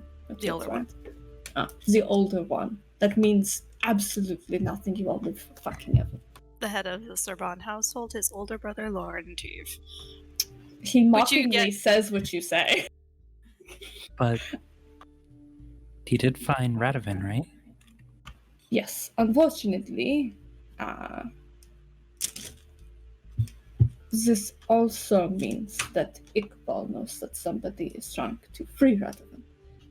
So I would suspect he has some inane number of ridiculous spells set in place to murder us all, should we go. Did you enjoy your nap? I certainly didn't. Well, it was all right, I guess. Oh, I meant the vampire on the other side is alive, but I'm so glad that you slept well, so we're going to need it. Yes, The headache I have is of phenomenal proportions. Yes, I did, and I'm getting my heart ripped out. So have fun. Oh, delightful. Yeah, Serena, you deal with him. I'm tired of it. Drops you the earring. Hi. Well, you Evening? apparently had a very eventful couple hours. Are you okay? I'm better Oh, now. Sebastian, I'm so sorry I didn't ask how you slept. Was it like a board? I slept. That's what I expected. Well, I'm glad that you're feeling better. As am I. At least for now. But good job. You found Radovan, and that's very important. I'm sorry I made more work for all of you. I mean, it was always going to be scary, and I'm sure if he ever leaves the house, he was going to make it hard to get to him anyway. Probably. Oh yes, I'm sure the vampire on the other end of the earring needs a pity party, so you know. I'll get to you in a second, Jock. He's angrily scribbling. Well, don't worry. We'll try to use this information as best we can. Is there anything else we should be aware of? I know that your older brother knows, which it sounds like everything's good. He's willing to help me. So I'm pretty sure he's on my side.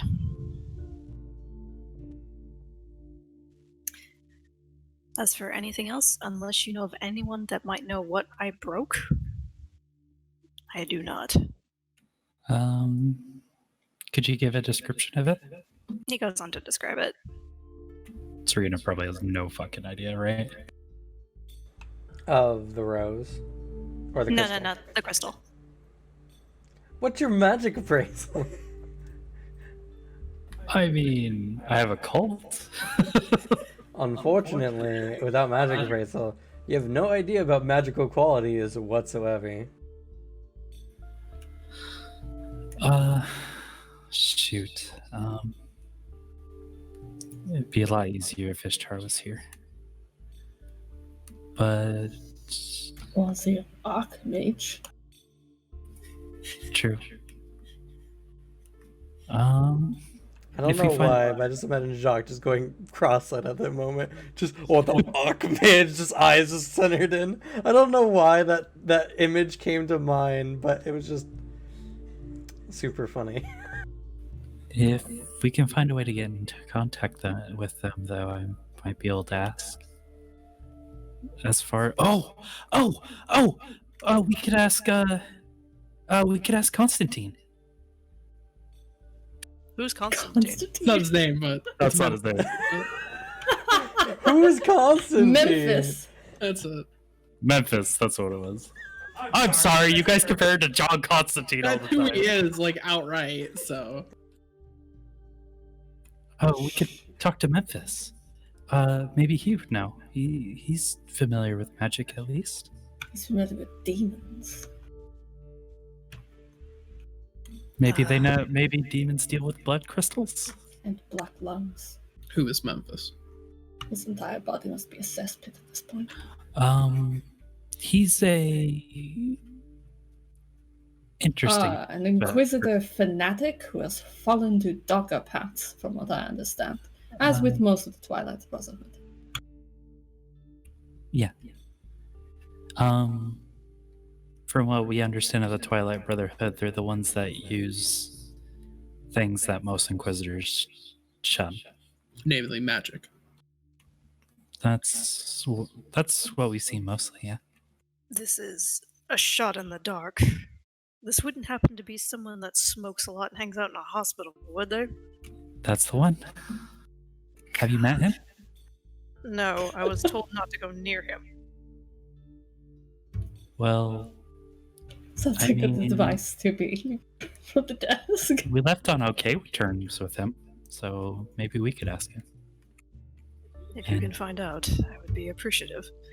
Unfortunately, I'm not nearby to try and give a drawing, but I doubt I have the drawing skills needed.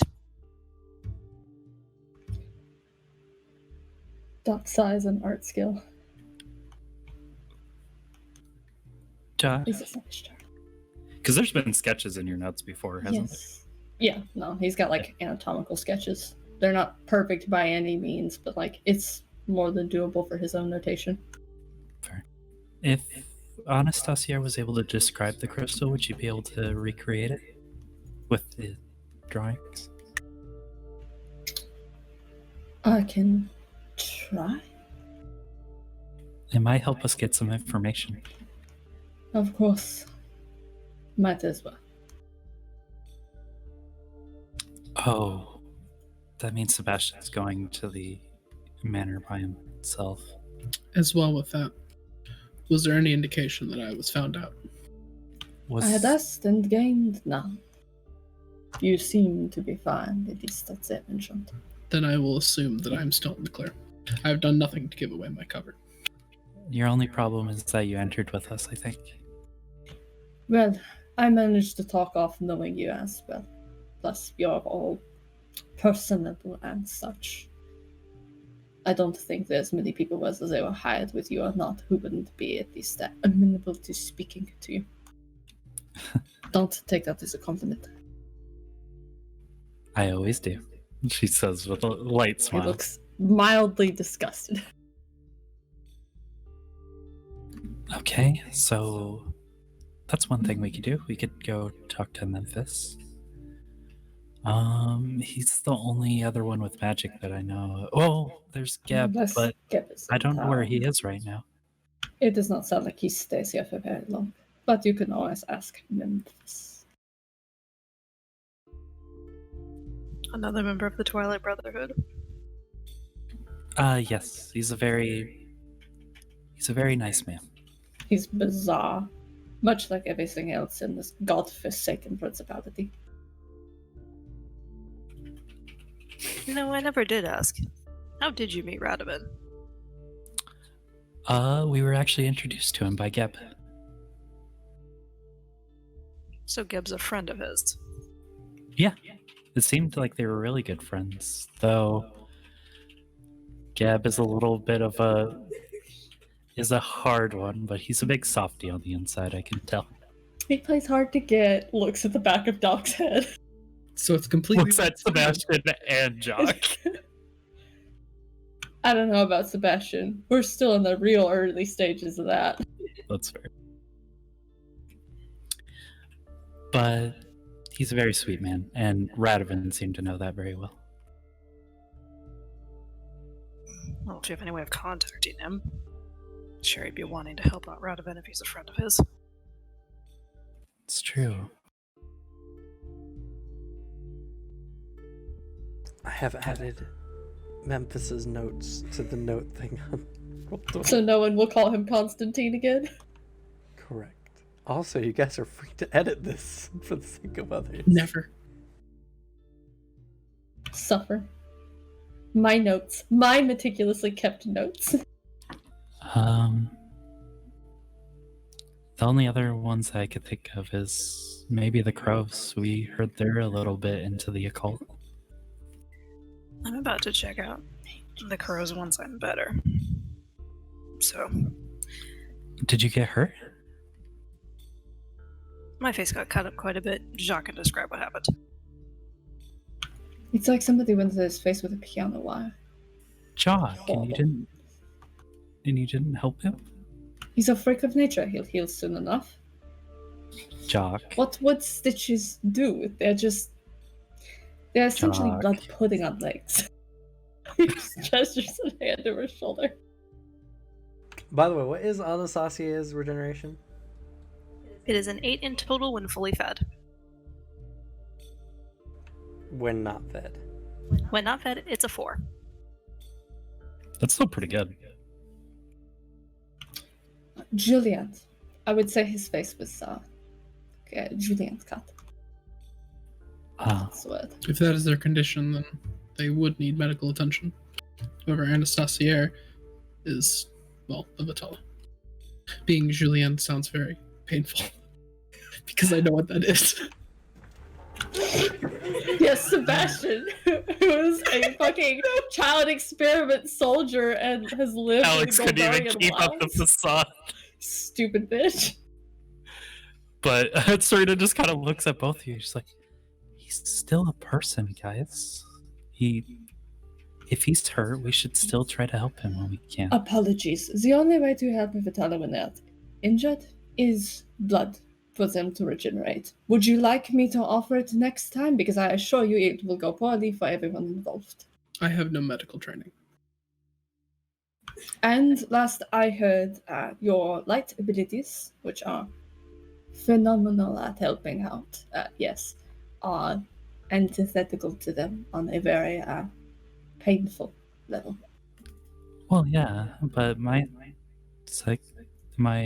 psychic stuff doesn't heal people. It's the other thing. He flips a couple pages, just kind of like ignoring the conversation. You can see him scribbling notes somewhere. Still looking like vaguely irritated. I'm very sorry nobody helped you with your face. Sorry, nobody helped you with your face. I know how bad that sounded. I mean, compared to Lauren Team, like, Anas is on his own. But how did you hurt your face, though? Wait a minute, what was Jacques saying about my face? I wasn't listening. I was talking to you. He gets a small smile Serena can't see. He explains the blood wire trap on the stairwell he ran into. Oh. Well. I wonder if our knowledge of traps will help with that at all. It would at least be able to help, maybe. Yeah, after your rest, Anastasia, you recovered 100 hit points. That's for not resting, by the way. Jesus Christ. Batala are freaks of nature. Doc was right. He's just Yeah. rude. I've been looking into, like, because, next anime character I'm going to play is a tank. There's a lot of fun advantages and abilities, such as juice your fucking regeneration. It'll be very fun to They're have. pretty crazy. Well, you cannot stack them. Anything that boosts your regeneration, you always take the highest value it gives you. Oh, okay. He's back to full health. Oh no, I'm gonna get my heart ripped out. I'm gonna be dead for like a week. Pops up 3 hours later, the whole family, ouch! You can't do that in us. You're gonna stop ours. How much HP would you get if you rested? If I'm reading my math correctly, 250? Pretty good. Yeah, that's Arthur's like full health. All right. And what of... Has your mom talked to them about not ripping your heart out? I did, and then my brother chewed me out for doing so, as he was using the ritual as to give me a week to snoop. That still doesn't explain the Inquisition in 5 days. Okay. I'll trust yours in his just judgment, I guess. I have to at this point. If anything, I think him ripping my heart out is going to be therapy after the conversation we just had. Well, I know of a really great doctor, but his is more for the physical. I doubt they would let him in the house. Probably not. But it was good talking to you, Anastasia. I hope you do feel better, and try not to think too much about getting your heart ripped out. I will try my best. Good luck with whatever research you guys plan to do as well.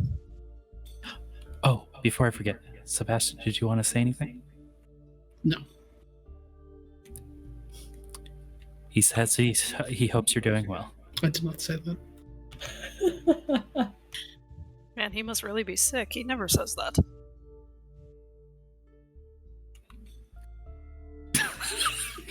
She's just like, but hopefully we'll see you later.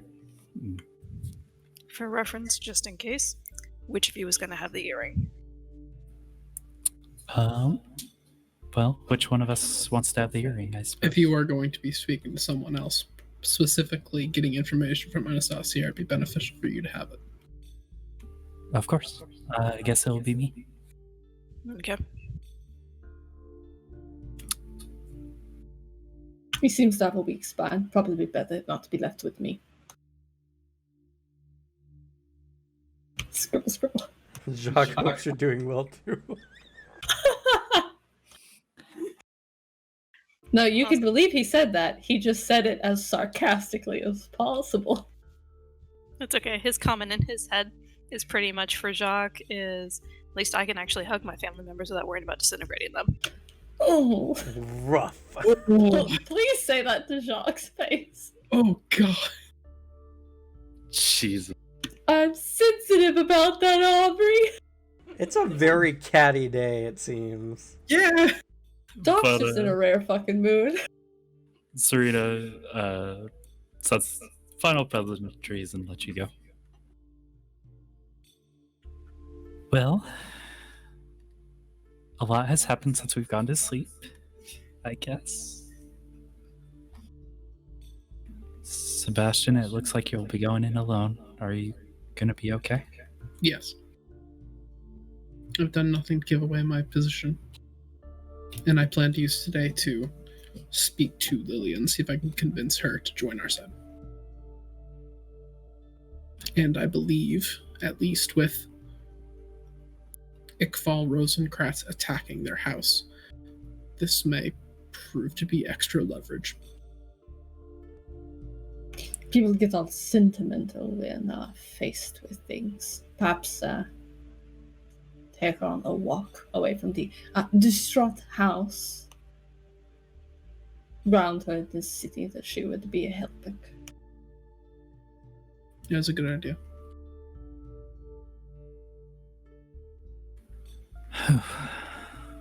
So Donovan might also take out your ankles given the recent risks. Rather protective, that one. What would If I'm the under- soft chosen Fossific, you think? If I find myself under any danger, I will simply flee. At that point, we'll have made no progress with the Emerald's house. I will hope it does not come to that. Well, from what I saw, as long as you stick around Lilia, I think you might be fine. That is what I think. A shame. Just about at least seems sensible.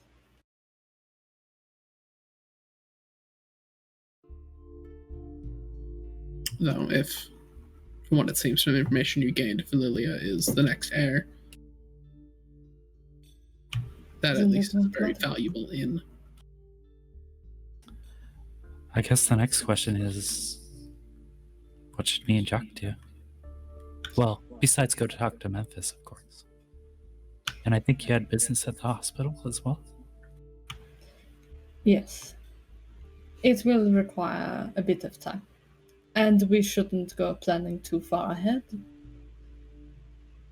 At the moment, if there's nothing pressing that we should be working on besides gathering this information and beginning to figure out how to use this to our advantage, Zia plucks up the little glass vial and twists it. If that's all, then we will work on that. If anything comes up, then we remain open and adaptable to it. I'll try to assist with the experiment as much as I can. I will need your help to keep some of them running on track. I don't have the time to dedicate all to one at a time. It's fair.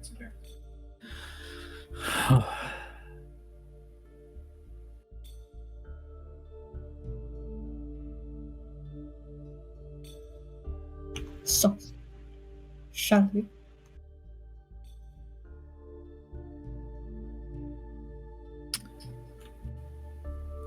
Justin, would you like anything to help you, Sebastian? Just in case you need to get away? How noticeable are your effects? At the beginning, very, but they become very mundane after. I have been walking around a bit faster than usual and with an odd resilience. He kind of taps fingers into his own palm. As he's been walking around with fucking 8 and 9 armor for days. If you have anything that would benefit my own psychic abilities, that's what I would be relying on. I do have something, though I don't know. You're not much of the bonding type, and it would require us to link psychic matrices. Shocks just immediately. What are you saying? I don't understand why that would be an issue. Flips pages. Okay. All right. I get to pull out an ability I've never used. This is exciting. You've been waiting to leak psychic matrices in a game for so long, Devin. And now you have 3 whole psychics in a room.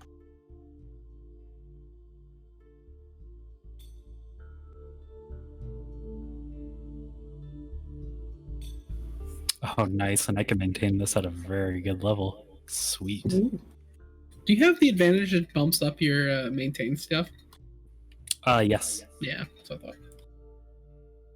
How many innate slots do you have that you can just maintain? Yeah, that's my next question.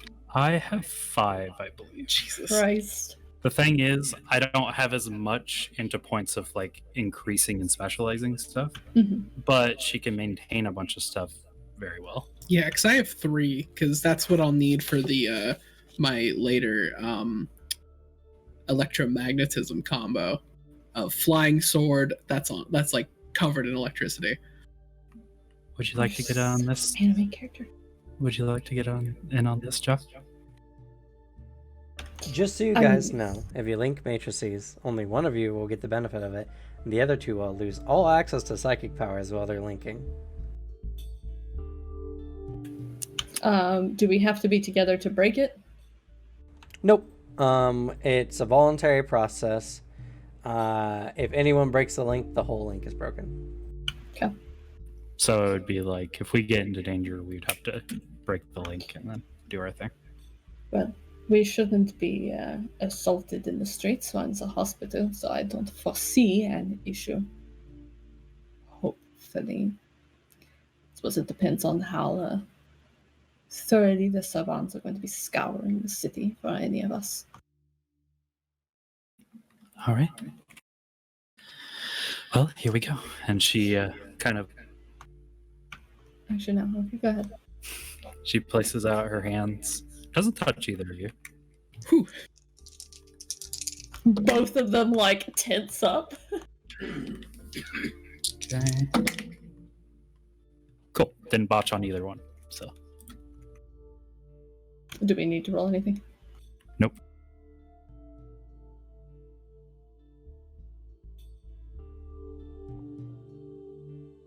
Okay. Oh. Oops. What's up? This can only link them to yours. Oh. Oh. To be fair, it's a power that any psychic can access. It is. I mean, I'm sure if you explain it to Sebastian.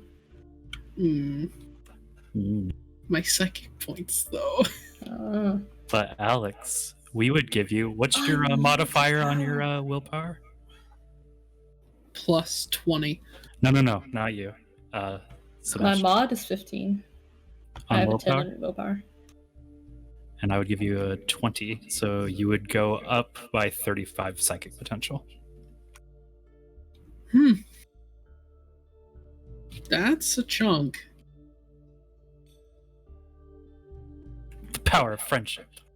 Like, I'd have a 155 potential.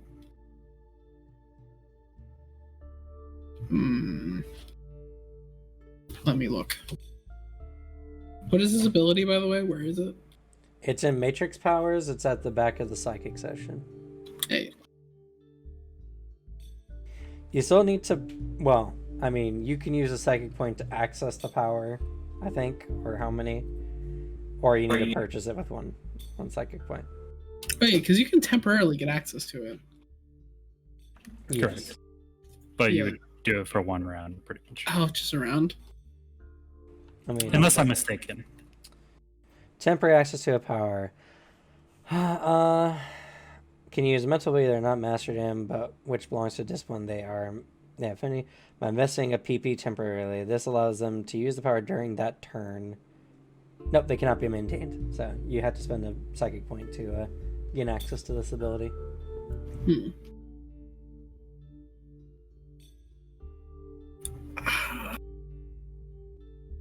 Shit.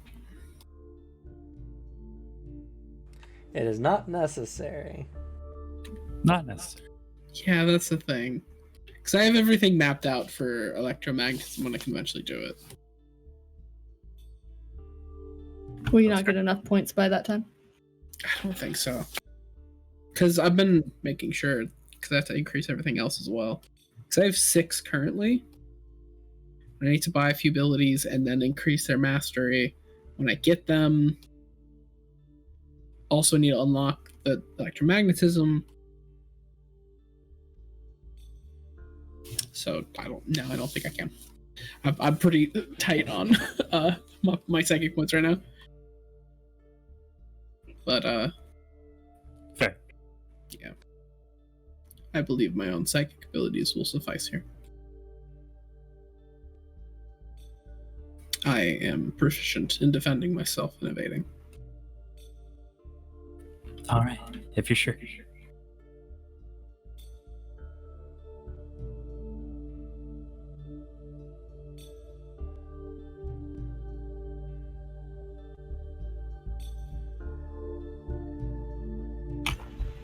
Delightful. If we are done, was there anything else? Otherwise, you have a shift to get to. I do. Okay, so from this point, we're going to be not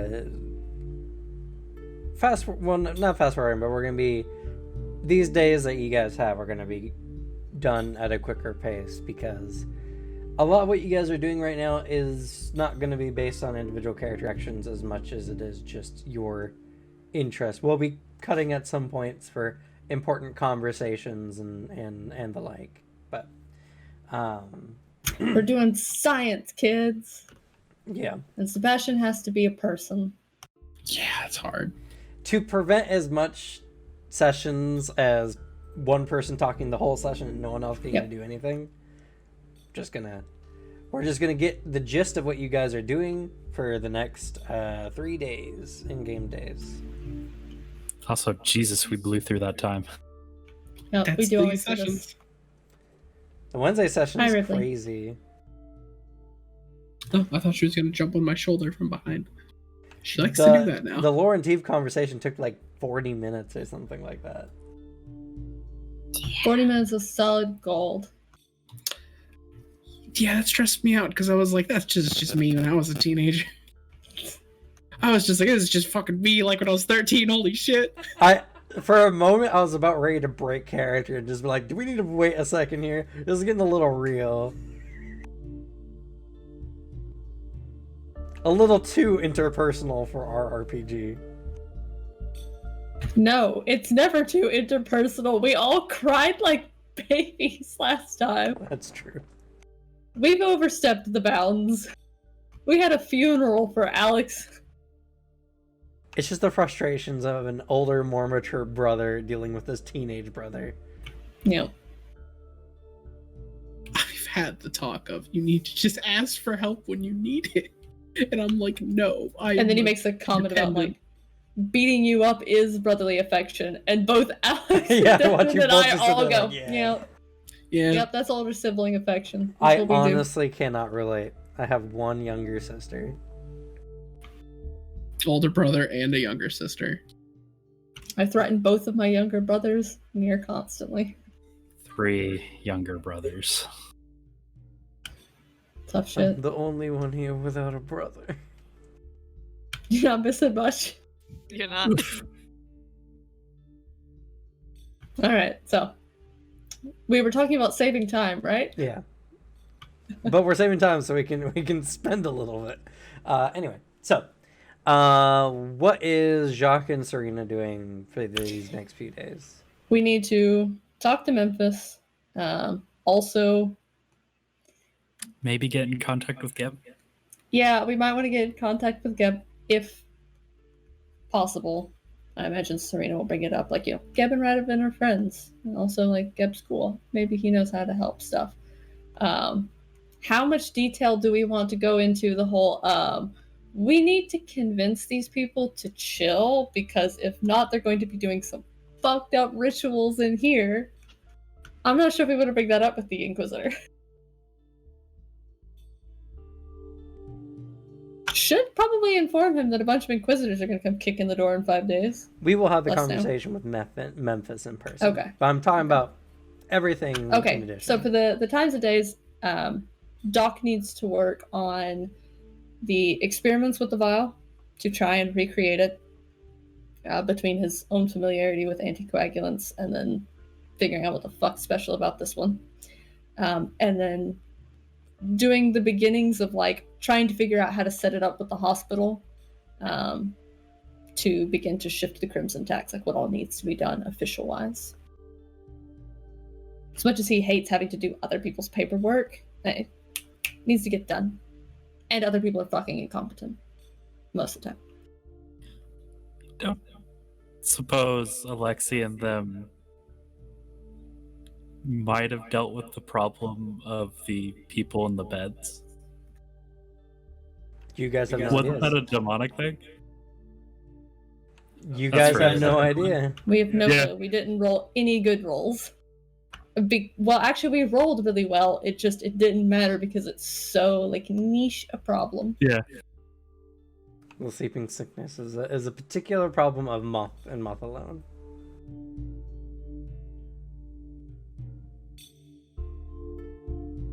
Not only that, but if you believe Horcrux is the source of all the sleeping sickness in Moth, Oh no. then That's why I said partial. But we also need to. Well, we were going to work on the blood thing. Yeah, brought that up. We're good. I think that's about it. Okay. Yeah. What is Sebastian going to be doing? Going to work, keeping his position as a spy on the down low, and working to see Lilia's position on Iqval's whole plan. And if opportunity arises, which he'll make one, try to convince Lilia that that's the bad way to go. Appeal to their they seem like a very good person. Maybe there'll be an argument from morality. All right. Yeah. And I already have the moments with Anastasia set out for what we're going to be doing. So, How about talking to the crows? Don't let them take any organs, by the way. Don't worry, one's already going to be taken. They seem the type to ask for kidneys. first, we go to the hospital. Real quick, Sure. I'm gonna be right back because also I need to make a phone call. Like Sure. thing just popped up, so back in a little bit.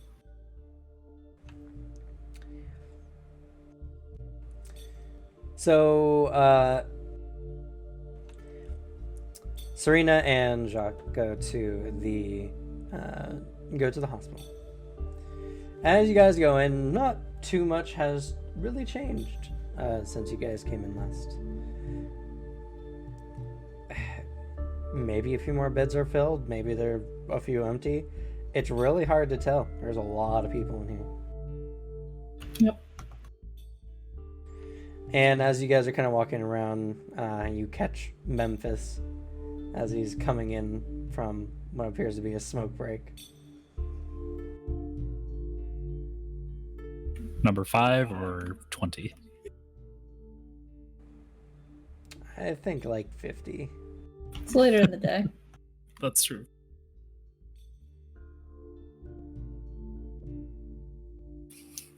Memphis. And she kind of like waves. All right. So, you're on back. How about Radovan? Yes and no. Well, his family's woken up. Yeah. We He's- are incredibly aware.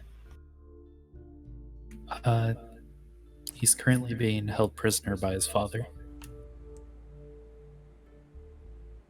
Brilliant. Real brilliant. He just paces off. So, what now? Bunch of bloodsuckers gonna be taking us until we can't take it no more? It would be unwise for them to exhaust the population, so no. But there are those amongst them who will, of course, be inclined to do as they had before. But not all of them. We are working on dealing with the Radovan problem. Unfortunately, we have a very powerful mage to deal with. And I don't mean killing him.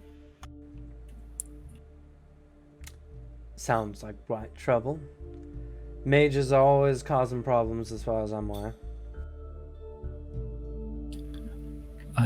Coincidentally, somebody who's kind of snooping around the Rosencratz house found a blood crystal that they ended up destroying, and that seemed to make Iqbal very, very angry.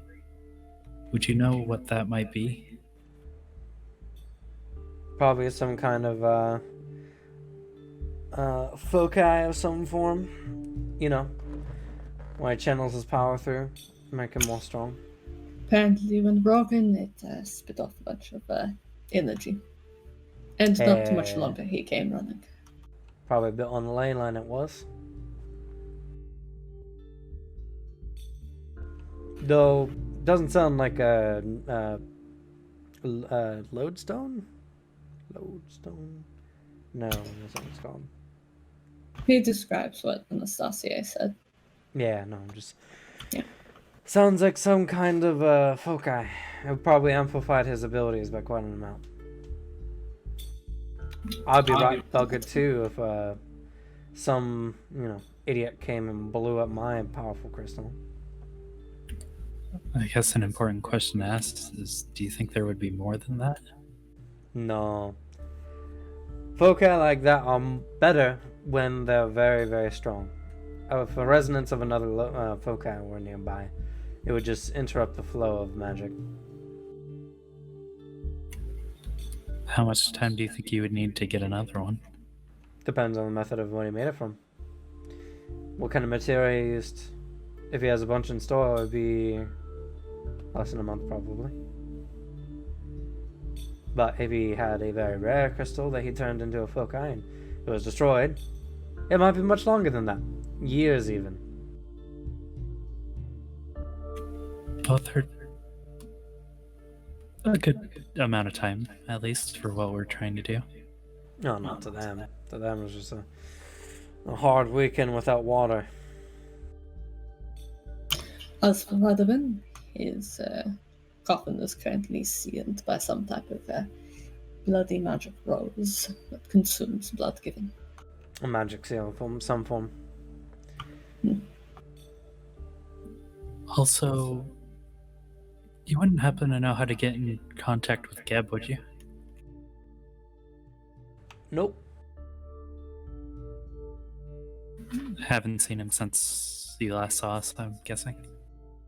I didn't even see him then. Not talkative your lot is. Now you guys were all traipsing around with Radovan at the time when you saw me. Okay. I'm aware at least of who you're talking about. Tall, grim fellow. Looks like his wife left him. Yeah. Yeah. Very nice at heart, though. Sure. I guess I should also... I don't know if it's really a warning or if maybe you've heard, but there are some Inquisitors coming this way, apparently. Well, I honestly can't say I'm surprised. I mean, Radovan at the time that he was around for nearly a decade was running around asking for people to donate blood for tax reductions. It kind of sounds a little fishy as hell when you spin it anyway. Luckily, we have a fix for that problem on everybody's side. Not the Inquisitors themselves, of course. No, unfortunately, nothing's gonna stop those, Crusaders. Looks immediately a little bit more tired. It straightens. Beyond the general updates, there are those amongst the Vitella that are concerned about their anonymous nature and their lack thereof, as you can see by those knocking on the doors. And others concerned about the power wielded by the criminals and tax, with those who are less responsible than other them. Oh, yeah. You have no idea how many people have come in for anemia. But hopefully we can fix that in part, provided we can set it up. Having the hospital and public services and the city handle the method of tax reduction and blood donations takes it off, gives separation. Trained professionals draw blood here safely, not overtaxing. You do your paperwork, get your tax reduction, and the Vitali get what they need. Oh, sure. Sounds like a grand old plan. Sorry. Economics kind of... But I can let you all speak to the hospital director. Would appreciate it. The hard part is it's got to be voluntary, right? Lots. So it's only going to work as much as people are willing to do so. Right. So rather than making a tax deduction thing, what about donations for small sums of coins?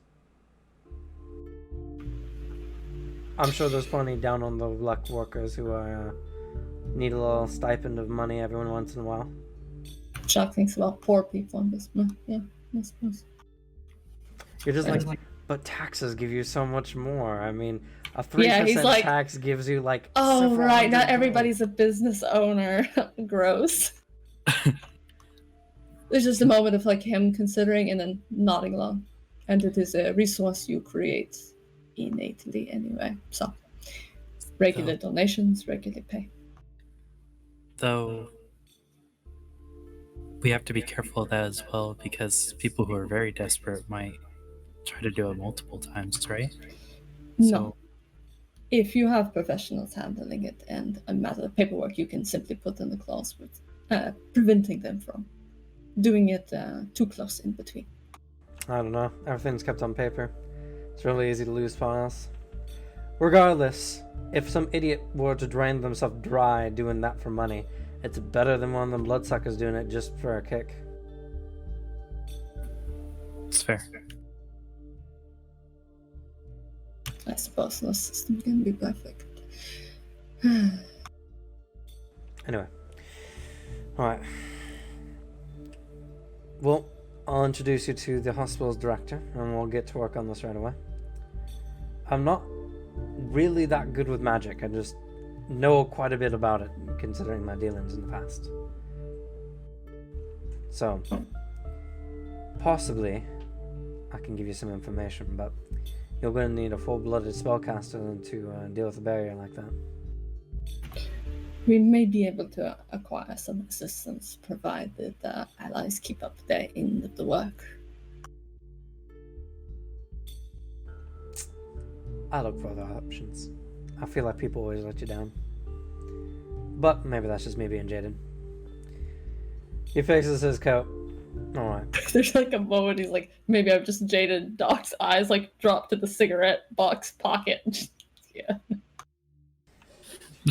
I like that it like telling these two characters is like two different things. It's like Jock totally gets that, and Serena's just like, that's kind of sad.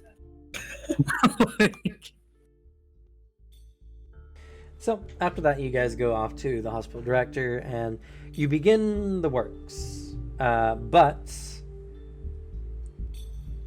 you come across a wee bitty problem. The promise of financial, assistance. And neither of you are overtly wealthy at the moment. We would need somebody to sign on with. Or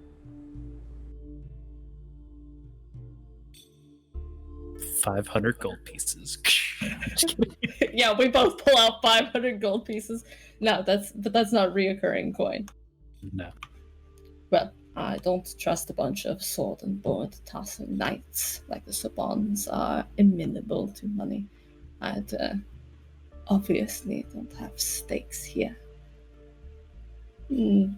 Perhaps the Amoros, if Tristaval was so inclined.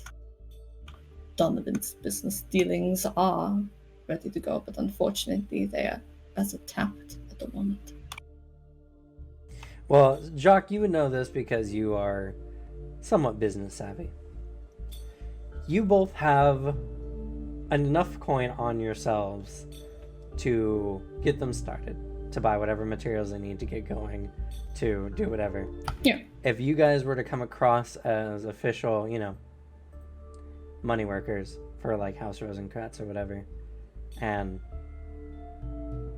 deceptively sign the paperwork for them, they might be willing to get started at the very least, especially with like 1,000 coin or whatever you guys think. Even 500 coin by itself would be more than enough. Yeah, how much does Serena have on her at the moment? I have 843 gold pieces. Yeah, I've got 482. I've bought an armored log coat, some groceries, and some traps. Yep. Doc spent most of his on getting that nice quality saber. So, persuasion Totally. with a bonus depending on how much gold you present them. I mean, Serena would want to see this take off, so she's willing to drop 500 just by herself. Rutherford's going to owe me for the rest of eternity. Good thing he'll be alive for it all. And he'll fork over her. I mean, honestly, he's got a bunch right now. We'll go 250 top on top. Okay, so that's 750 gold. It's going to be a plus 15 bonus. Not like you need it. 305. Like I said, not like you need it. I rolled a 90. You rolled a 90 and got 305. I have a mastery in persuasion, thank you. Anyway, yeah. Jacques looks official enough, and Serena's so convincing. Plus, you drop nearly a K gold on their desk. They're like, yeah, of course. We've been more than happy to work with Lord Rosencratz to ensure this, unique, beneficial, trade between the city and the lords. That's something we can more than definitely do. And this will also pay for advertising to let the people know. In addition, the excess blood is useful in general for treating patients, provided it ticks. Yes. Explains. There's the moment of, yes. Have people discovered blood types? No, in this day and age, they have not. It's fine. We'll work on that with our science.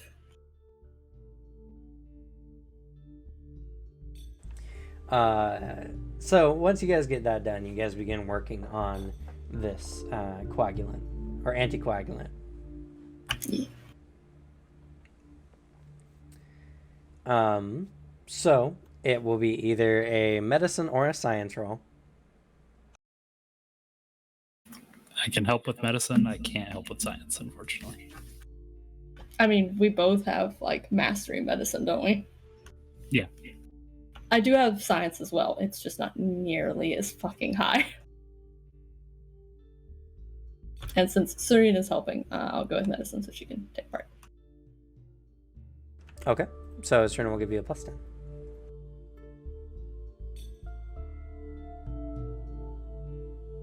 I'm sorry, plus 20, because Serena's a master. 332. Okay. Once you guys have the proper equipment and are allowed to sit down and look it over, the material you guys have found is some kind of oil produced by a fern of some kind. As much as you guys have been able to discern, mostly due to your knowledge of medicinal herbs and like their effects, and the knowledge that oils can be good coagulants to some degree, with the addition of additional chemicals. You guys are able to synthesize it, and your best guess is it's some kind of fern. Unfortunately, finding this is a different matter altogether, but you guys have a very keen idea as to the type of plant it is, and it's some kind of it must be some kind of plant, fern-like plant that grows off of like decaying wood. It's like almost like a fungus in a way, but it seems to absorb like dead material. Would because I have experience reading the one doctor's book way back in Fantagoria, who had a book on plants of moth that were useful for medical purposes. Yes, you do. Would a herb lord be very helpful in this particular It would case? be incredibly helpful. Yes. It is in fact key. I'm probably not close enough to you to help. Oh, you might be. I only have an 85 in this one. I have a 15. Nope, gotta be within 50 I points. didn't put anything into it. All right, let's go. Channeling Alex's dice. They channeled well. That is a 167. Okay. Yes. This is known as the corpse root fern, also known as a greasy fern. It's a type of fern that has a unique quality that when in the presence of dead animals, any kind of decaying like fatty creature in any form, the plant ends up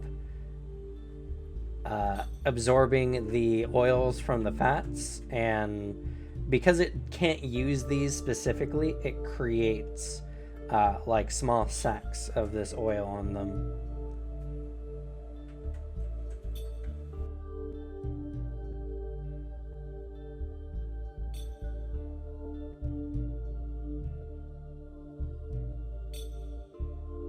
And you said that was a dead root fern?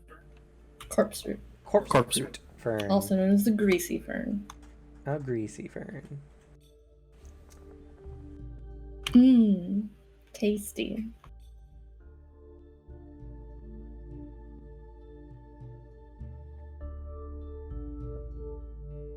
You just kind of see something click, and Serena just drops some herb lore knowledge. He's already got an empty page ready for it. So that you guys, finding this plant should be more or less simple, and not only that, but cultivating it should be equally as simple as, Yeah. You just need excess scraps from stuff, so. Yeah, and you already know, mostly due to offhanded comments by the various deviants and other members of Vatella, that the Rosencratz area does have livestock. So. Yep. Whatever a butcher wouldn't necessarily use could be used for this. It would take some time, but you guys think that with a sufficient enough supply, you could create a sustainable supply in a few months of this grease root fern, for all intents and purposes. The quantity you need it at is still unknown, and that's something that will have to be worked at, because you don't know how much of this oil is needed for this anticoagulant, and to how much it covers. Because that would take Would have to time get and some of it to practice. replicate. Yep. And you only have a very teeny tiny sample size, and unfortunately, even with what you guys were able to get out of it, you don't know exactly what the composition would have been. So, until a stable growing population is made, the only other way to continue on with that would be to request harvesting it if it's found. But moth is kind of fuck off dangerous, so. Mostly. Just send us For some- those who are native, they know the ways. Yeah. to some degree. But hey, they'd get a lot more money for a nasty ass fern that they've never bothered collecting before.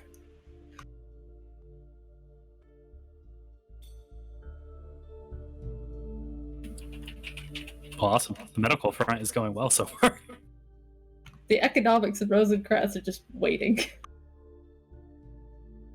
Redevin, wake back up. Please. Come on. Rattles like a bag of coins. This is Rosencratz doing well. But with that, we move on to Sebastian. Oh boy.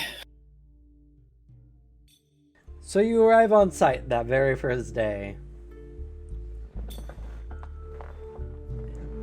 Some big ass holes in the house. And you see the left flank of the house has been devastated for several floors. As well as a hole has appeared that kind of juts from the center hallway through the frontmost roof of the house.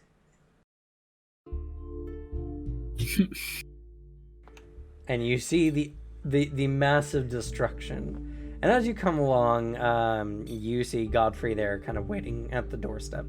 He sees you and he comes up. The others are not with you? No.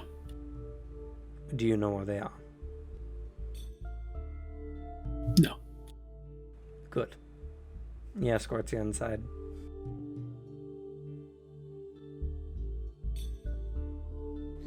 As he comes inside, you hear a booming voice. Godfrey! What is he doing here? As Donovan kind of comes down the steps. I was sure that his aid would still be necessary for Lady Lilia. How's that? She still needs attending to. Wouldn't you agree? He looks at Godfrey sharply and then at you. Tell me. You first arrived here with them, correct? Yes. What do you know of them? Now remember, we're still using the same rules as before. Half-truths will use composure. Lying will use persuasion.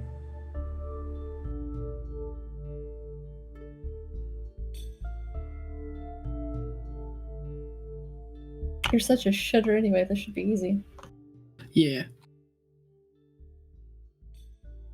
I know their names and that they are both proficient in medical work. Composure.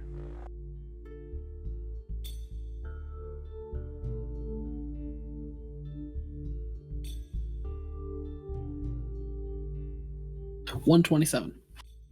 Okay. He looks you over with a keen eye, your expressionless face giving nothing. He leans back. How did you know that they were proficient with medicine? They told me. Do you know where they're staying?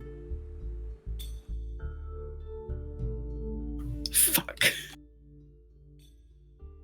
Oh, that one's tough. Oh wow, this is easier on the other side when you don't have Donovan Yeah, I know, staring right? at you. That's why that was like my position. I was like, oh, I know how I'd answer that. Yeah. It's It just immediately popped in my head and I was like, it wasn't that easy before. Fuck, stress. Oh god. Oh, this is a tough one. It's what Cameron does to people. We're not being an intimidating vampire.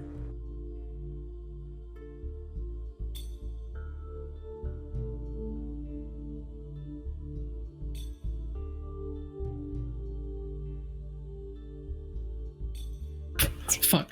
I'm in the position where the only answer I have is a fucking joke answer. Sebastian doesn't make jokes though. That's the I'll help no. you That's what happens when I get stuck on like a thing like this. My brain immediately like, here's a joke, and I'm like, any other ideas? And it's like, no.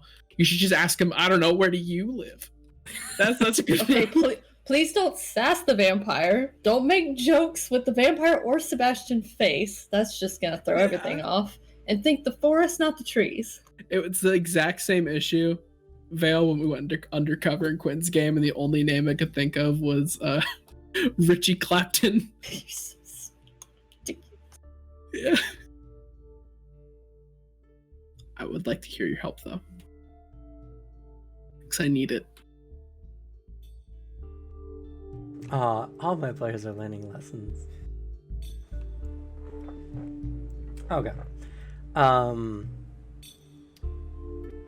You do not have to answer directly as long as what you give him sounds like a legitimate answer.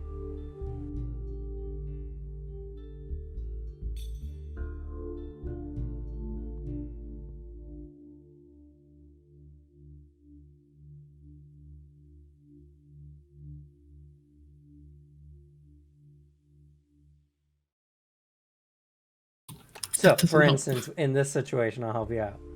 Thank you. I've seen what part of town they live in.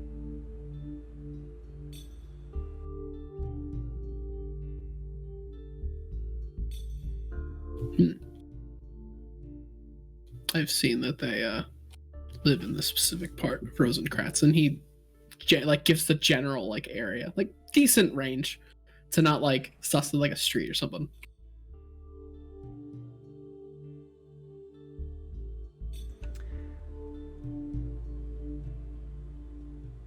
I'll give another question before I make you roll again. Do you know what building they went into?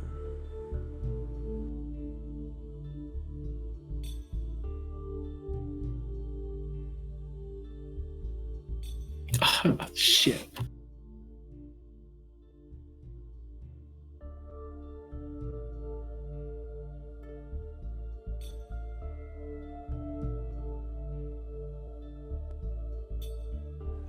So here's another one. You can always answer in a way that makes complete sense and still kind of give them a half answer. For instance, Go on.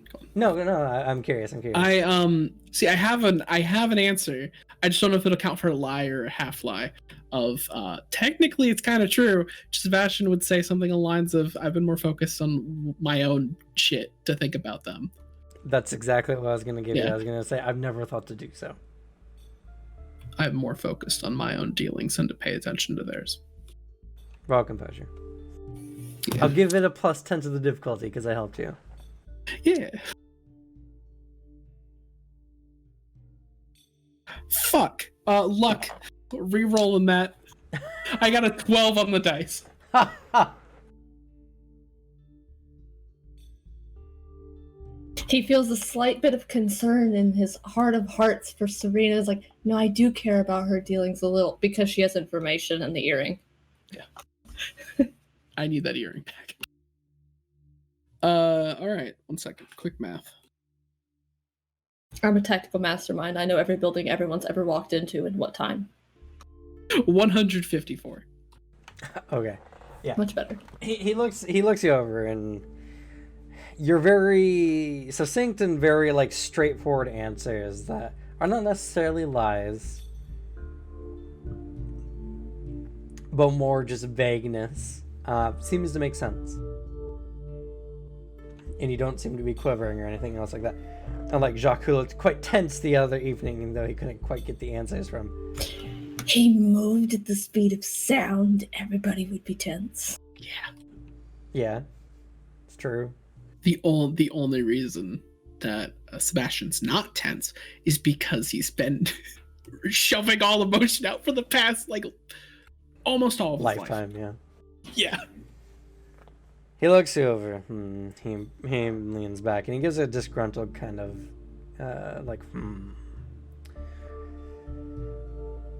Very well. If you find any other information, I do hope you would tell me. He They just gives a are nod. a great danger to this household. Understood. I'm going to go inspect this part of town. He watches your face to see if you make any kind of No. any kind of emotion to that. When you don't do so, he gives he gives a look, and then he turns and walks off, and you're permitted to continue upstairs. Heartless bastard pays off. Yeah. As you're heading upstairs, you see Lady Bo walking down with Tristabel. He very politely kind of like stands aside to let them pass, giving them like a bow. As you do so, they don't pay any attention to you as they continue forward. Perfect. And you hear them speaking. My lady, please. You can't be serious. You can't be going out into the town in this state. The house was attacked recently. There's a spy amongst us. I understand that.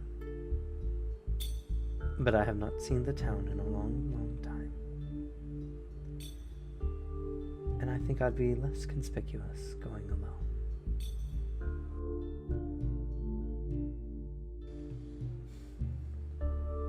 At least permit me to tail you from behind. 50 meters or more. She turns and looks at him. If anything would have happened to me, you know what to do. But I'd like to at least live out this last century without someone always keeping an eye on me.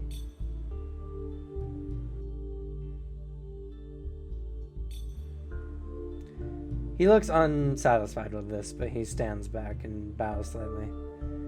That is what you wish.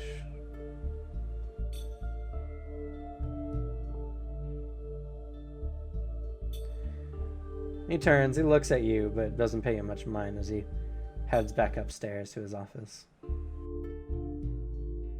With that, he returns. He keeps going up, moving over. Okay. Making his way for business as usual. Alrighty. So,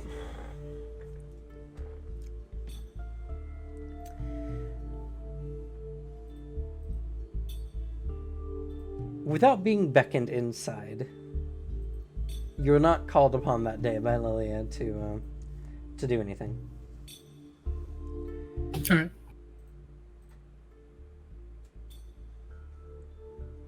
But the next day, as you see construction workers working fervently to fix the house, Yeah. and you see Donovan speaking with a human construction worker, saying, "What do you mean we have to replace the whole front part of the house? The hole is only so big. Make it the way it was before." And the guy's like, I'm sorry, my lord, but we can't do that. The wood is so old. And structurally speaking, you're likely to have leakage if we leave it at that. It's a rather uncomfortable situation. It's like this old person who's sitting there just demanding something be the way they want it to be. Even This is from you taking measurements, I'm sure. Yeah. Just remodel the house, turn the Amorous house into a McMansion. Just fix the house. Sir, your foundation is cracked. I can't do that. We're gonna have to level the thing. No, just seal the crack. That's not how a foundation works, sir. We can take the whole front part of your house off and fix the foundation, then start again. But yeah, No. there's it's an uncomfortable conversation because it's like how would a normal construction worker recreate an antique house from several hundred years ago? Yeah. I don't know how to age this wood to be like that. Fuck. Well, Without they destroying don't its know integrity. the method they used for building the house. They don't know Yeah. the schematic. They got nothing. Do you guys have blueprints? What? But fuck. And Donovan is a very intimidating individual, and this guy looks like he's about ready to shit his pants. Sebastian uses that as a way to get to work without being questioned again. That's fair. Sucks for the construction worker, but not his problem. Hope you don't get drained. Donovan has more class. So, as you're going up and about to Lilia's room, the second you start like working again, the door opens.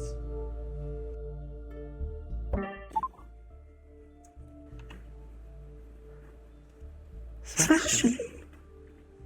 That's real echoey. Can't do it today. Don't have the headset. Yeah, that sounded like a fucking ghost in a hallway. Sebastian. It's like echoing. Oh God, did he get you? Lilia, what happened?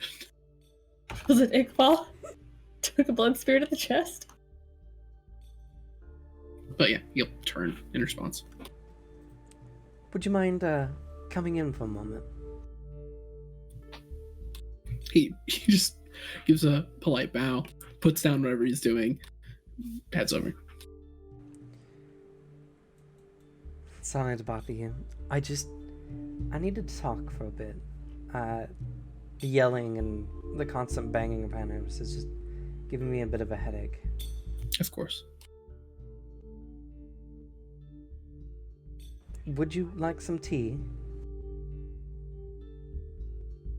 If it would not be too much of an issue. Of course not. Go ahead, sit down. He does. Have a tea party with the vampire? She goes and gets a hot kettle and pours some hot water in, gets a teacup, puts a tea bag in, and presents you with the cup. Yeah, he'll take it. It has not steeped at all yet. He just kind of like looks at it. Did I do it wrong? I've never had tea. Oh. Okay. Sure. Careful, it's hot. He's gonna take a sip. It tastes like slightly flavored water. Really hot, slightly flavored Really water. hot, slightly flavored water. He gives no reaction to like tasting it. It's just, even if it burned him, he has a good, pretty good withstand pain. Oh yes, water So- consumption. It will keep me alive for longer. Hot water Just- must have some medical benefit. I assume the herbs do something for it. Anyway, so she sits down across from you.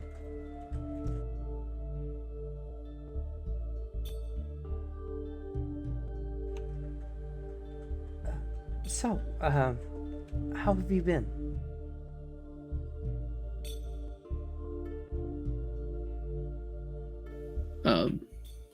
About normal. Fine, however, slightly troubled. Oh, she gets up more in her seat and pays more attention. Please, tell me your issues. Would you allow me to speak freely? Of course. It is about the dinner. I imagine that would be quite concerning, wouldn't it? Yes. Go ahead. Well, I am biased in this conversation as I am a human. So, the idea of Lord Rosenkratz's plan makes me uncomfortable. I apologize if I spoke too far. No, of course not. That's understandable. I don't like it either. I find it to be, well, immoral.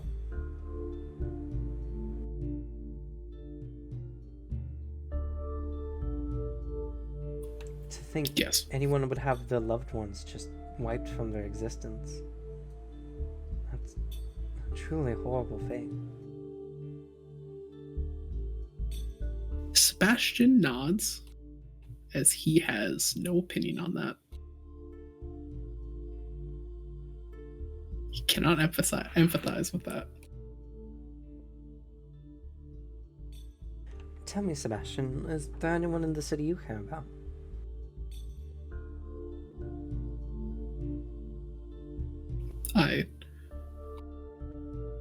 I'm not from here, so I have not made too many connections.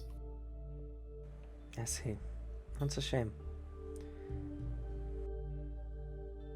I stick to myself.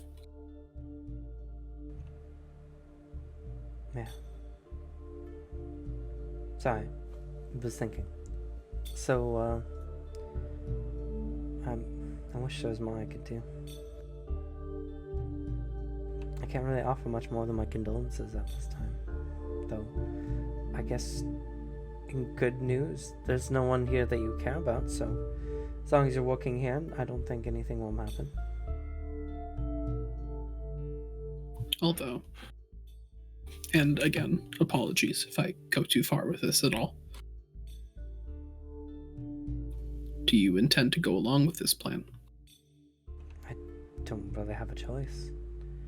I'm not the head of the house, and, well, Lord Rosencratz is, scary, to say the least. Something Based about on the him. damage he dealt to your house, I can imagine. Honestly, I didn't know what happens. Do you? No. Other than it was Lord Iqbal. I see. I heard Donovan talking about the spy in the house, and I was not aware. I'm sorry. This might seem silly, but you just seemed so reserved. I thought for a minute it was you. He doesn't react. Takes another sip of the tea. It's slightly more tea than water at this point. He doesn't know what tea's supposed to taste. It's an interesting drink. It changes flavor as you drink it over time. Fascinating. Oh my god, imagine he starts drinking tea or like in front of Jock. Puts the bag in, immediately starts drinking. I found tea to be an interesting experience that evolves as you drink it. That's super shy, miss. Why are you giggling? You missed such a good thing. Damn it. Clip it. I clipped it. Check the channel. You might see it. It goes back 30 seconds. The timing, oh my god, that was great. Anyway, well, Vale reads that and we get to judge their expression. Continue.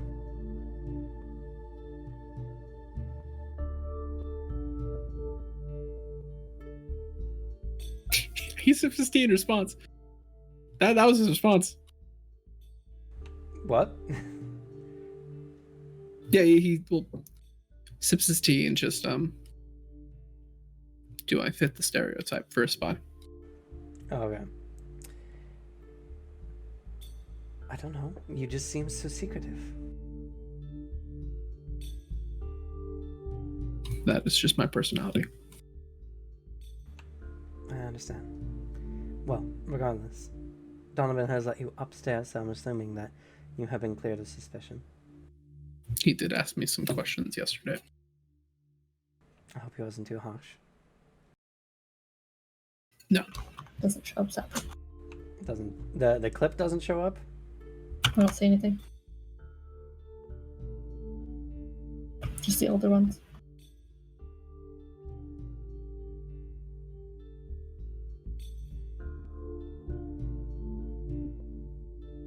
Tea or like in front of Jock.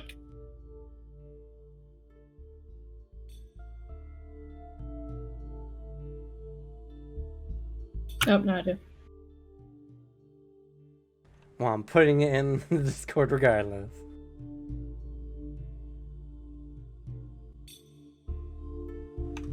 Well, like I said, I really don't have, The immediate reaction. God, that timing! I just missed it. Yeah. Please don't do that to Jacques. that was a good clip. Anyway, I really don't have the power to change anything.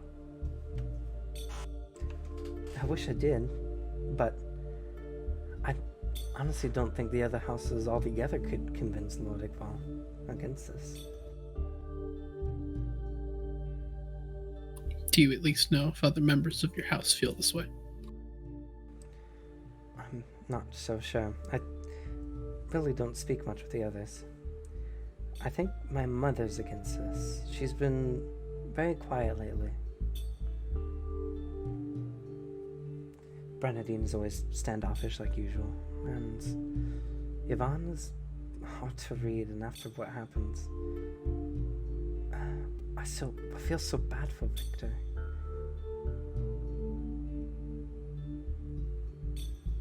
As far as the defense are concerned, I only speak to Druilla, and she honestly couldn't care less.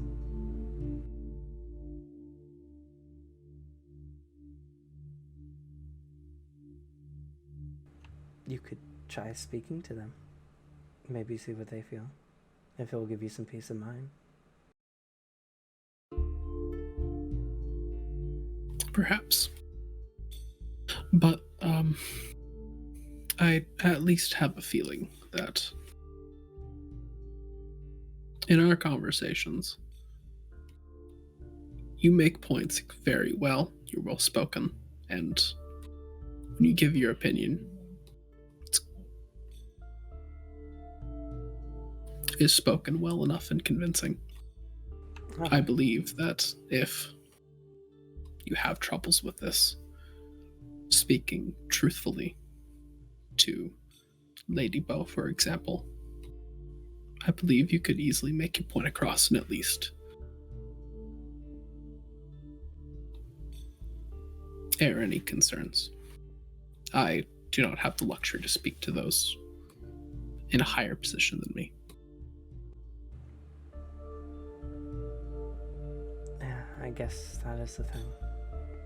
But, alright. Okay.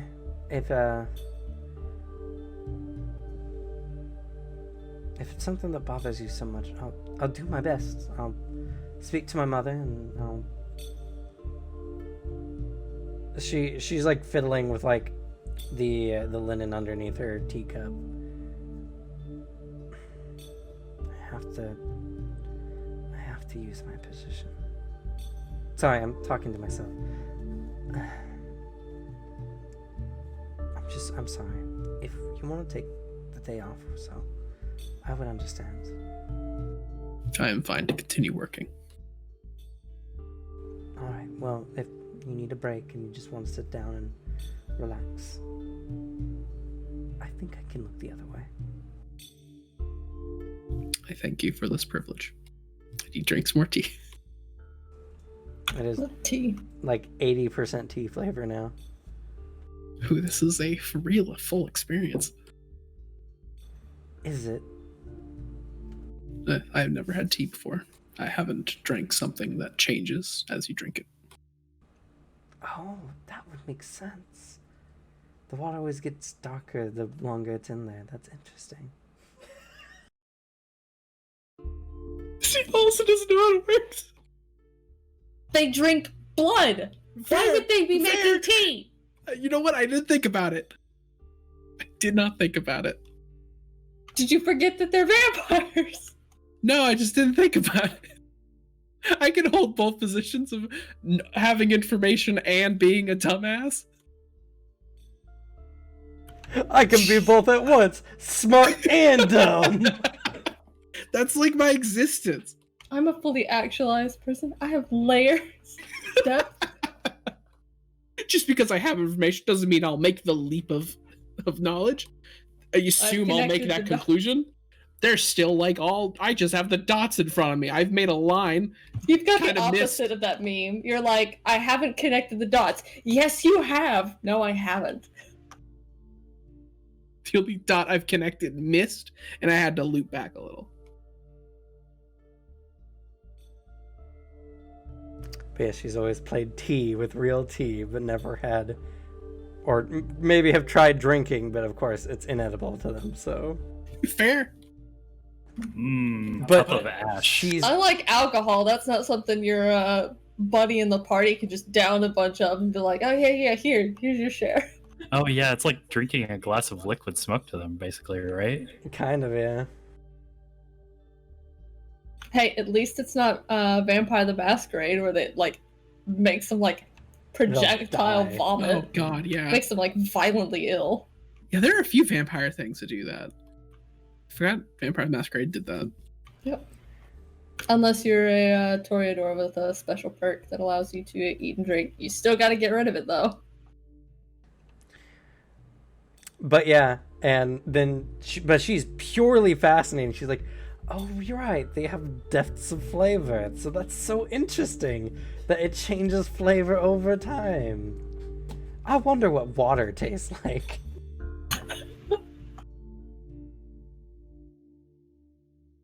Depends on how good your pipes are. It's so fucking funny.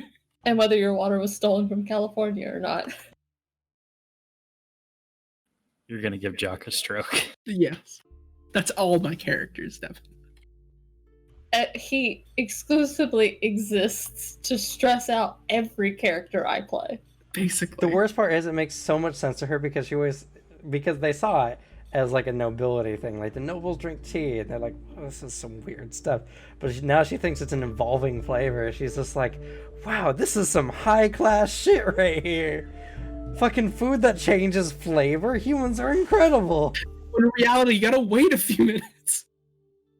It's like, Jesus Christ.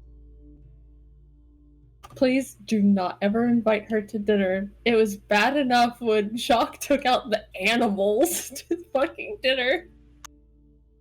He takes a fucking patala and they're like, oh yes, right, tea. Puts it in. It's like, did you bring your own tea bag for one? And that's why you asked for a glass of hot water? The fuck are you doing? No, why are you Don't drink drinking it it. immediately?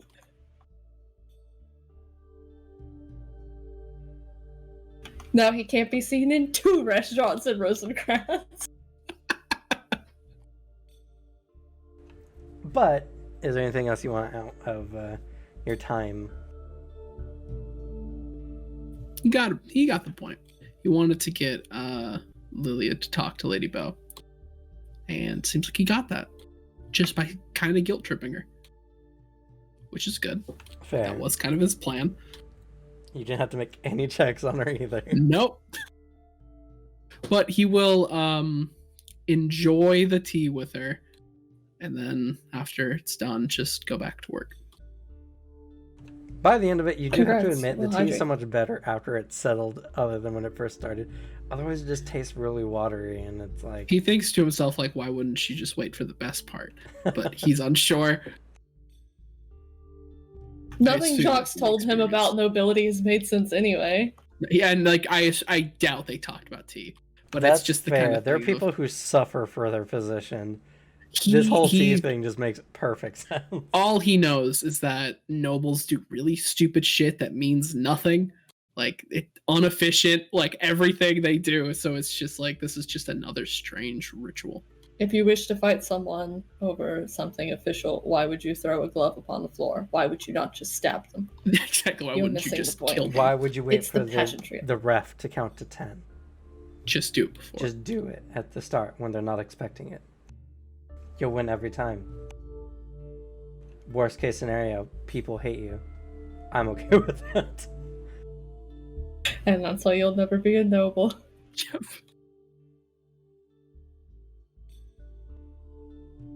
Okay. with that, we move off to Anastasia at Have your fun. Heartless ceremony. Just remember, let Jesus take the wheel. So This is Moth. Jesus doesn't exist here. you go down to the Cerbon Mausoleum, which you've seen before in a dream. And as you guys, it's just you and Laurentiev. And he is wearing he's kind of got the Fabio garb on, you know, like the very deep cut, flowy kind of shirt and slightly baggy pants and everything. He's got like a silver necklace on. He escorts you down. You see the shrine, I guess is the best way to put it, with the other like jars of hearts put in. You've been here at least this far before. And you see the hearts of the various individuals, and you see little itty bitty Laurentiev heart, because he was very young when he became or at least young. It's smaller than the other ones. He was, but just past his first century when he became a Heartless. It's the difference between comparing like a 10-year-old's heart compared to a full-grown adult's heart. Pretty much. And even your sister's is there just after his, and it's a bit bigger. Drew is not quite as far along, but he gets everything ready. He's like, all right, so are you ready? No, but let's get this over with. It's just a heart in a jar on us. It doesn't bind you to anything. We don't want it to. Doesn't mean I'm not intimidated. Heck, being smacked into the wall by that bear was not as scary. Oh no, and this will hurt, most definitely. I would have offered my own, but emotions to the shrine. No offense. A little too small. Well, I mean, I would have ripped my own out if I still had one. Fair enough.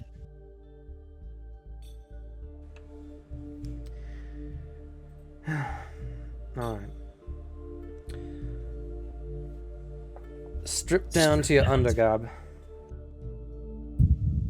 Fair enough. Just out of curiosity, for this entire ceremony that he knows of, is it just him and Lauren, or his family involved in this? It's just him and Lauren. Okay. It's always done with the head of the house. Got it. He does as he's instructed. There is a stone, like, like a slanted chair. I don't know what to call it. It's like the bed when it's like mostly upright. Like a hospital bed? Kind of. Only this one's like a few degrees off of being 90. You can lean into it, but you can't necessarily lay on it. Okay. I legitimately don't know what to call it other than just like a stone bed. Only thing coming to mind for me is like an inclined operation table. Something like that. Either way, your ass is getting sacrificed. Gotta appease the Vitella gods. But you're down to your undergarments, and he wheels over a boiling, like a boiling bucket of water.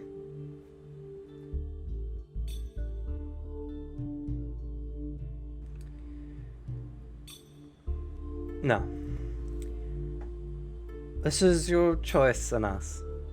Do you want to do this officially, or do you just want to do this to get it over with? You only get to do this once.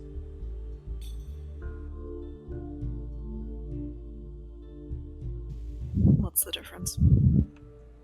You tell me. Either I just rip your heart out, or I give the speech first, then rip your heart out. Obviously, one's more ceremonial than the other.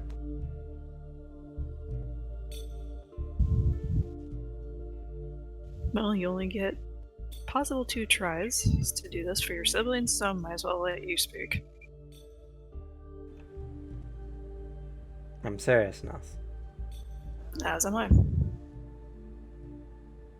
Alright. Then I'll treat this as an official heart-rending ceremony.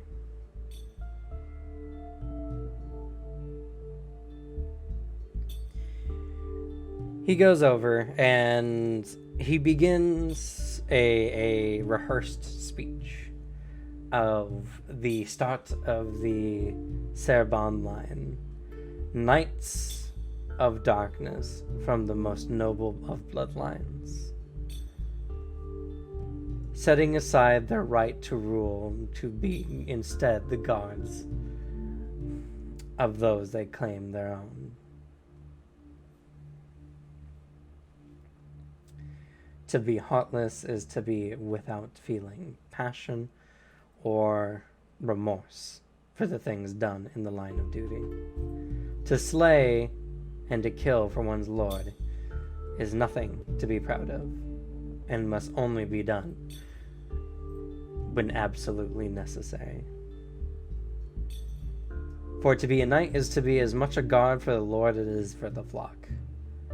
For both mean life for the Vitella.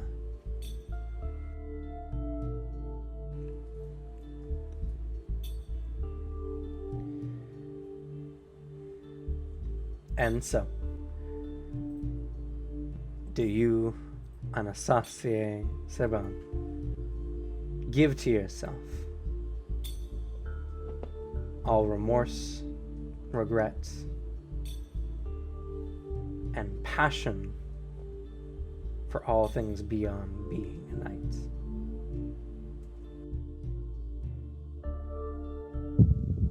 Yes.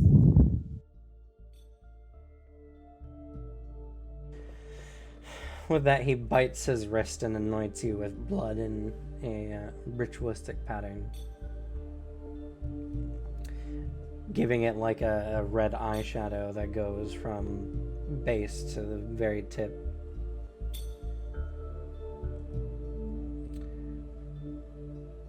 And then a sword on your brow.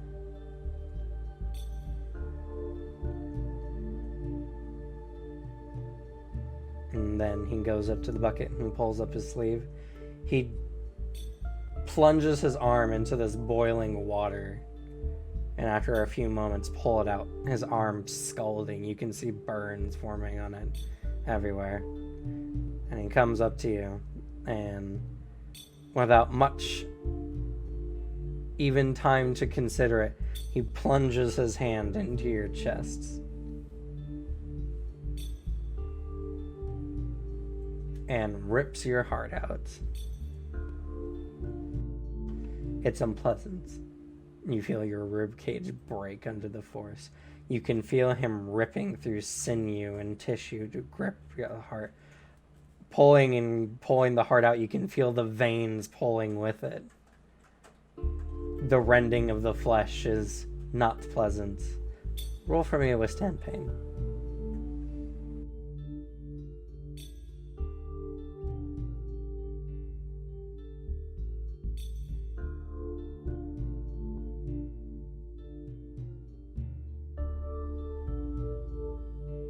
It's not a skill we see often.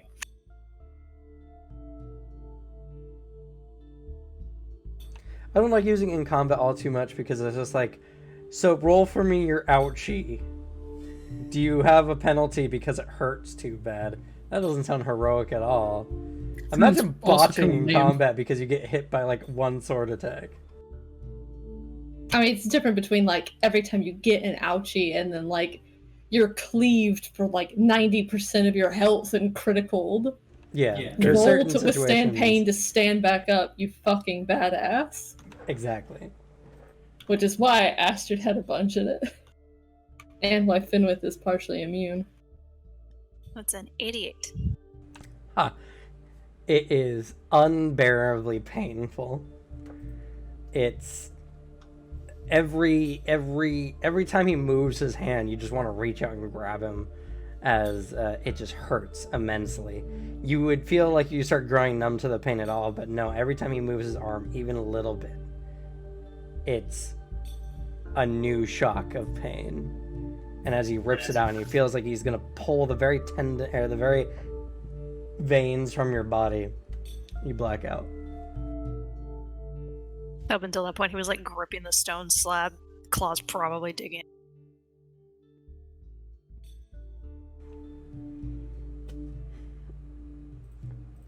The next morning, you wake up. Your body hurts, but you're back to full hit points because you recovered 250 hit points. You're a fucking monster. Jesus Christ.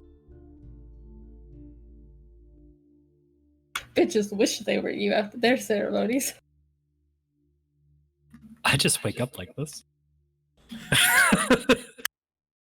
I thought this was just normal Vitalis shit. Like, what do normal Vitalis have, like, for regeneration?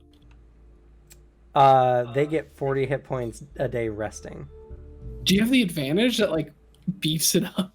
Okay, that's what it is. It's the one that, like, hops it up, like, 5, right? Plus Okay. 2, 4, 6 as you get I it. have Nice. a 4. Nice. The fact that it gets worse than that is horrible. Yeah, I considered giving that to Arthur when I had a vantage point, so... I mean, it's good mostly, but being a Vitella gives that 4 base regeneration, so... Yeah, that's terrifying. Tank. And he gets the excuse to be an extra edgy teen. What are you gonna do? Cut off my head? Oh no. Give me 2 hours. Well, you don't regrow it back, though. Even for Anasase, whatever is cut off has to be placed on the stump. So, becoming heartless, they literally have no heart. But it doesn't fuck up their functionality because they're monsters. The Blood's like, oh man, they changed the 4-lane. All right, sir. Let me just check your pulse and time 12:30 p.m.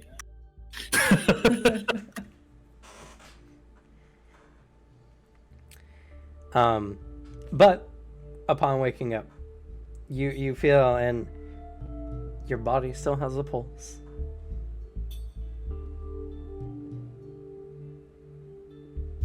Based on what he would know of Attila anatomy growing up, that would be normal. Yeah.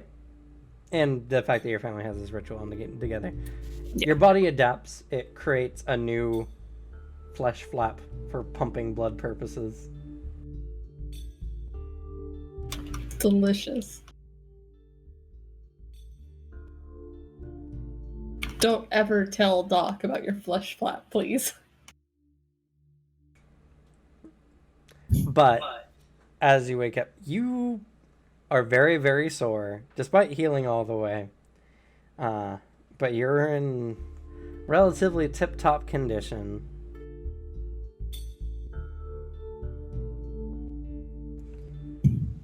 Am I by myself? You are for a bit, but you're sure your mother will come in before too long. So, you dare not risk it, and instead go wait. And before too long, she peeks into your room, sees that you're awake. She comes in, and she's like, "Oh, my baby, why didn't you come to me? We were gonna face Laurentine together, were we not?"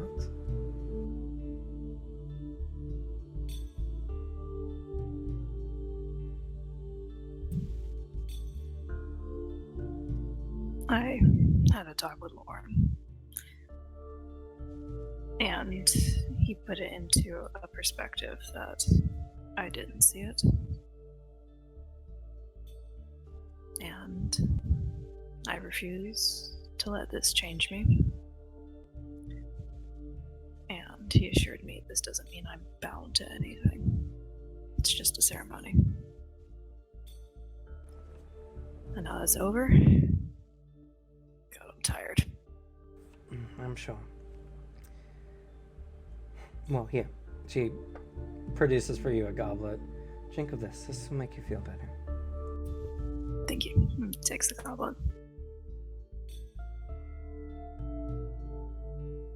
After feasting a bit, you feel much better. Regeneration skyrockets. Alright. Well, if you need anything, I'll be around. I'll be watching after you.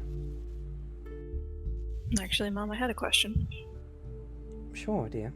What is it? She sits on your bed. What are your full thoughts on Iqbal's plan?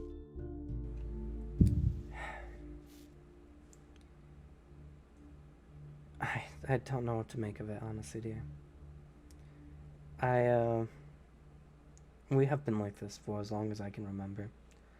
My parents were like this as well. The elders lived so long ago. To think that any of them could be brought back is boggling. And to think that our own lifespans could be extended into perpetuity. It's a lot to take in.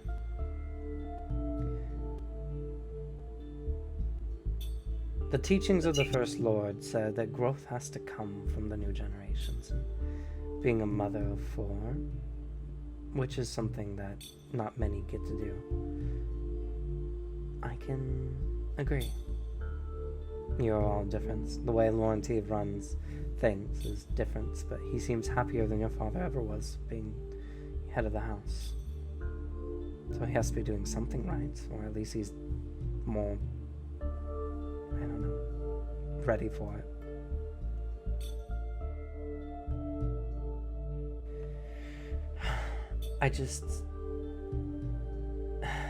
Don't get me wrong. Having us as a family live for eons is strange, but it would be no different than how we are living now. The years don't stop. As it were. The world will keep changing, and that's scary, but we live such long lives that at some point, even if we were to live forever, nothing would feel like it would change too much for us. But I feel like that's part of the problem. There's no way for the young to take lead, not without going out on their own. And I would hate it if you or Trey or anyone were to leave home and start somewhere else. Never getting to see my babies again would be hard. It would be just like the fairy tales of the elders.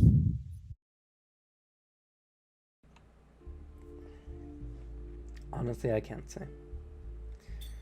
I'm not particularly excited to have your grandparents back. I'm going to lie. They were a bit old-fashioned.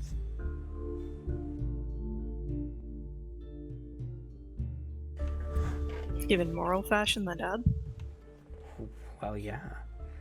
In fact, he was seen as quite the trendsetter at the time for the Savants. He's the one who changed their outfits from that dreadful old thing we have in the closet.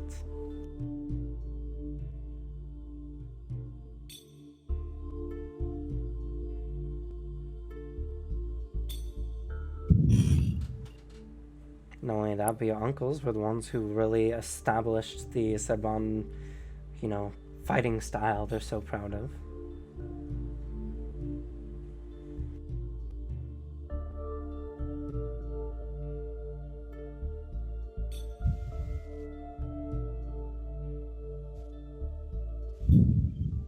question. I apologize if this is going off tangents. Yeah, A you bit. are going to be in bed for weeks. It's fine. We can talk. I know you're not Alpha Vitella interacting with humans. But would you do anything differently? If you were in a position to make changes between the Vitella and humans?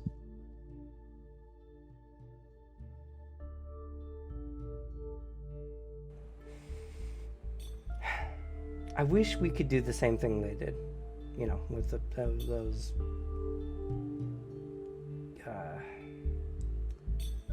livestock is what they call them. You know, I mean, humans are rather dangerous livestock, some might say. I just wish we had something that was a little dumber.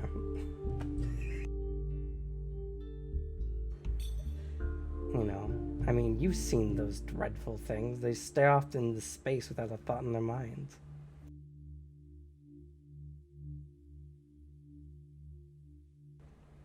All they do is just eat and defecate and sleep.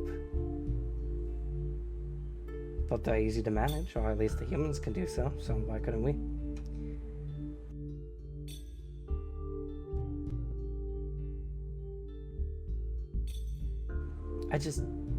I'm tired of our people being constantly in fear of humans.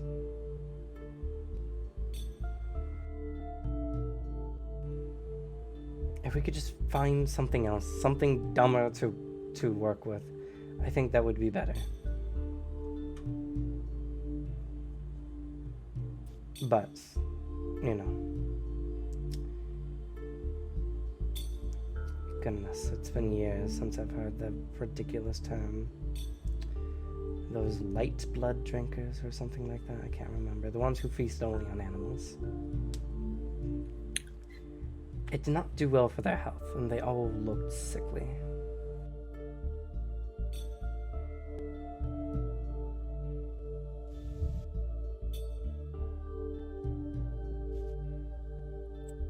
So, I know Radaman was trying to change the city so we wouldn't have to live in fear. If you were to wake up and be willing to listen to anyone's ideas on how to make things better, would you present your idea? I think so. Granted, that's never going to happen. His father would never allow it. And as Iqbal gets his way, he's never going to let go of the city of Rosencratz.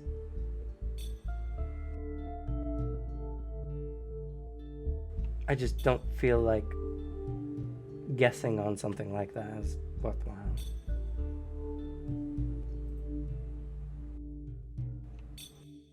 True, but it can't hurt to ponder. It's true. Got all the time in the world to do that. If this whole memory wiping thing works, then I say all the better.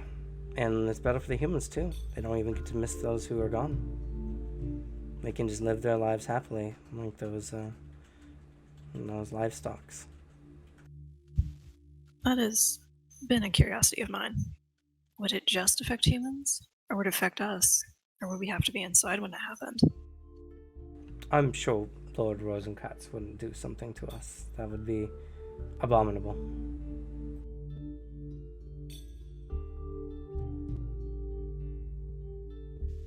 Did they ever figure out who blew a hole in the Amorous house? I know Lauren was mentioning something about that. It seems that young Lord Radovan had some spy working in the Amorous house for who knows what reason. They had gotten into Iqbal's home and had done something. Destroyed something or whatever. I'm not quite sure, but it caused a lot of problems, and well, it's been a few centuries since Lord Iqbal has demonstrated his strength, so I think he wanted to make a point. But why the Amorous house? They were just at the dinner. Well, we don't hire servants. Who else would they go to?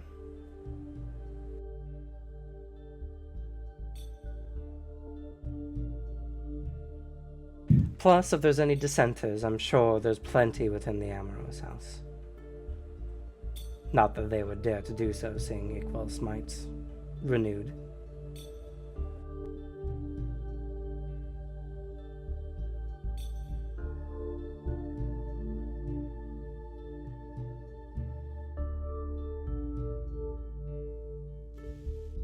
When Mino gets a chance or has some time off, do you mind if she come in and talk with me a little bit? Of course, Anas. I'll send your sister in as soon as she's back. Is she working the daylight hours today? Yes. Oof. She wants to do it. She wants to prove that she's capable of doing so. Plus, with the way your uncles complain about working in daylight hours, she takes it as a point of pride.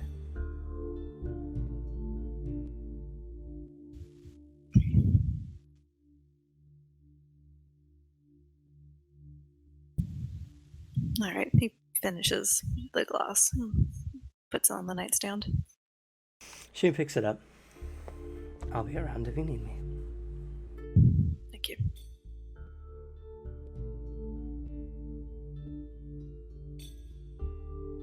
She leaves, and for an extended period of time, you have some freedom.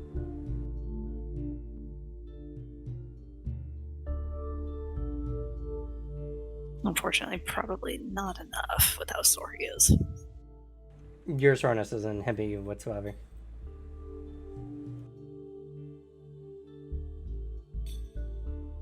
Might as well play it safe for the first day. Oh, you get 3 days.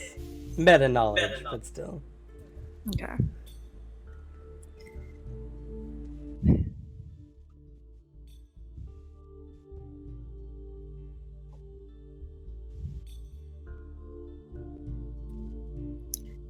How long would it take for him to get to the Crow House? About. Depends on how fast you plan on moving. If you're walking, probably about 20 minutes. Okay, jog wouldn't shorten that by too much. I mean, if you were to jog, you could probably do it in 5.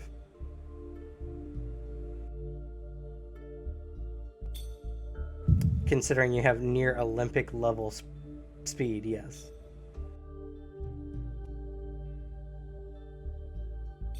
You're the wind, the incredibly beefy, self-regenerating wind.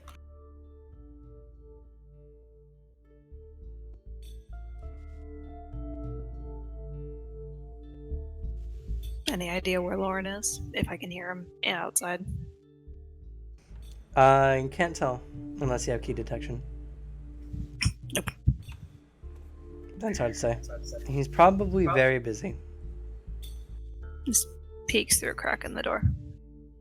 Your mother is out knitting something. Quietly shuts the door. He has no one to cover for him.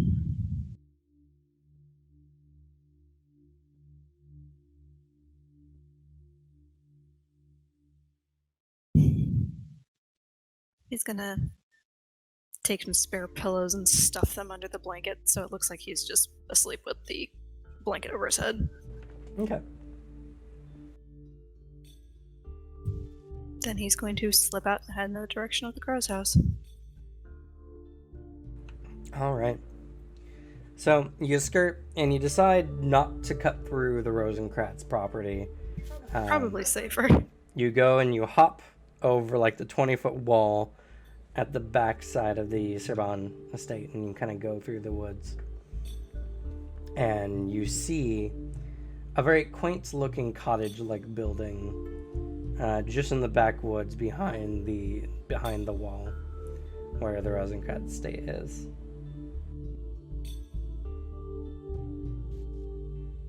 Is there a chimney? Is there smoke coming from it? Any indication someone's There up? is a chimney smoke going on, yeah.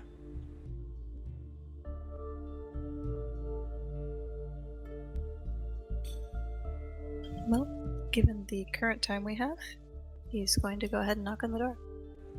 Okay. You knock on the door. The door is opened up to the wild-haired individual you saw at the dinner, who you guys know is Amadeus Crow. As he looks at you, he gives a very big toothy grin, and he says, "Ah, Treyan, you come about the thing we've mentioned before." And with that, we're going to end it for the session. Trey, what are you doing? Oh, Trey, what have you been up to?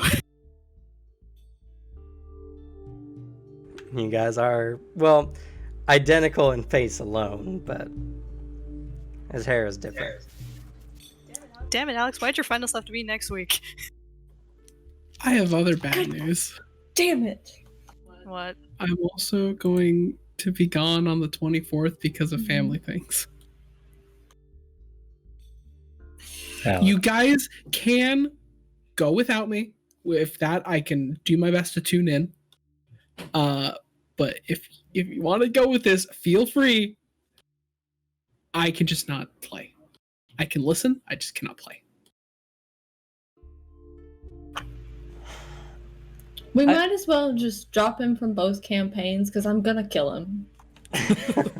This is a thing that just got given to me now, kind of out of my control. And it's All right, just so family stuff. so when is the next day you can actually play? Well, besides next Monday, I guess, because you're not doing anything on Monday, right? Next day is going to be the 21st, 22nd, 23rd, and then gone the 24th. Okay, so we'll still have that Sunday game on Yes. the 21st. Yes. Why do you hate the Wednesday games specifically? That's just what happens. I'm sorry. Will you be available on the 28th? No. No.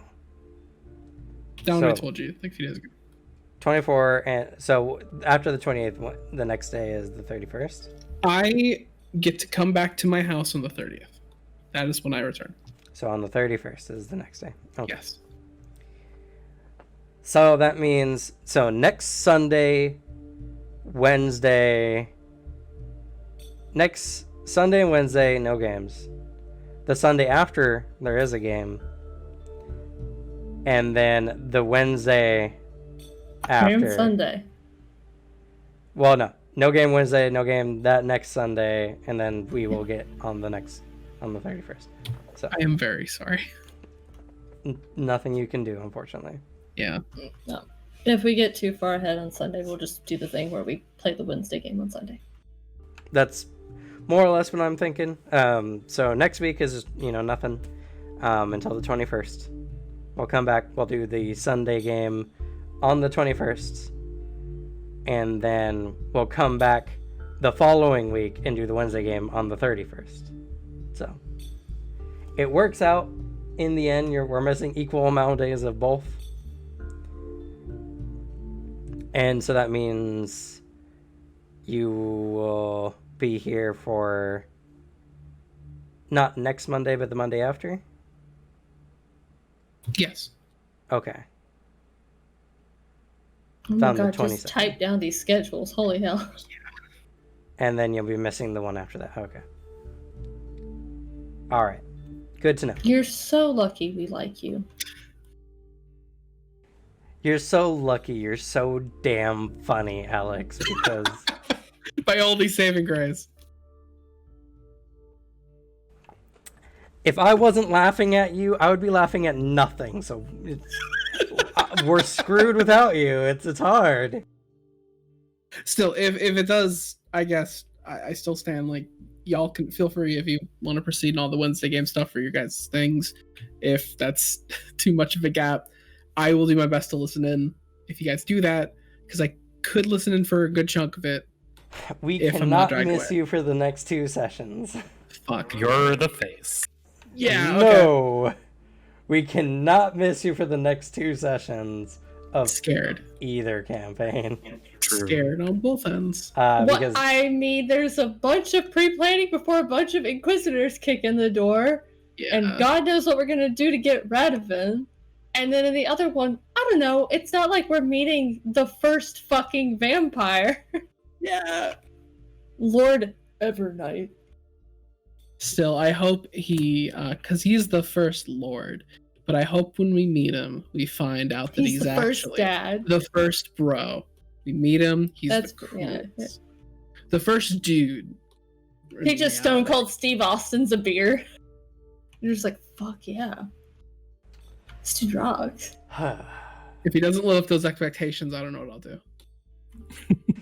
Then we can both be disappointed in the coming weeks.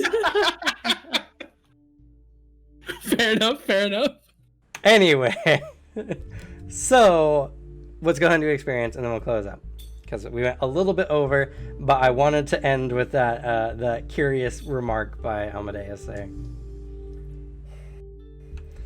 So, Another reason we can't play without you.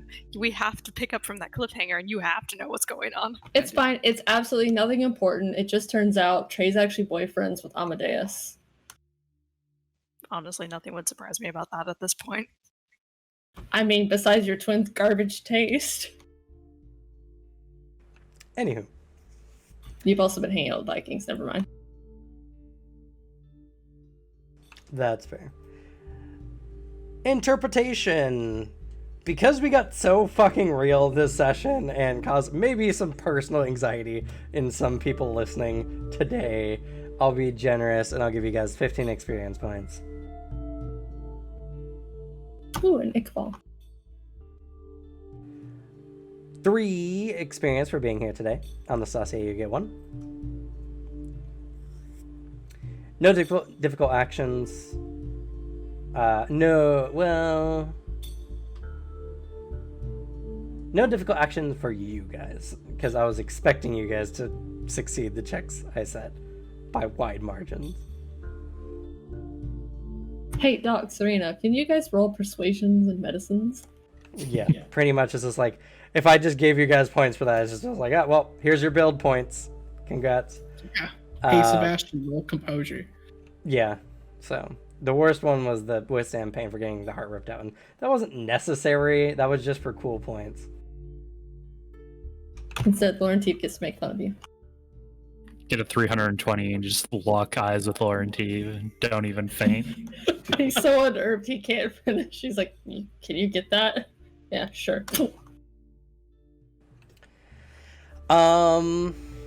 Good ideas or plans. I think you guys actually went and divided yourselves appropriately for what you needed to do with the time given, and you guys did everything you've been looking to do. So we're gonna go ahead and give you guys just a full player award, whatever your level is for that.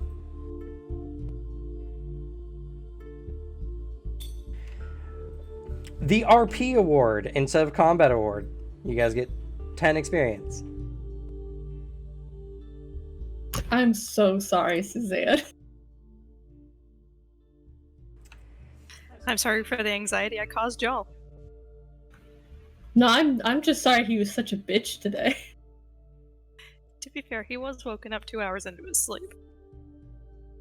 No one is nice being woken up 2 hours into their sleep cycle. I'm really grumpy in the morning sometimes. Most damage dealt, no one. Most damage taken, Anastasia. Face award, Serena. Utility award, Jacques.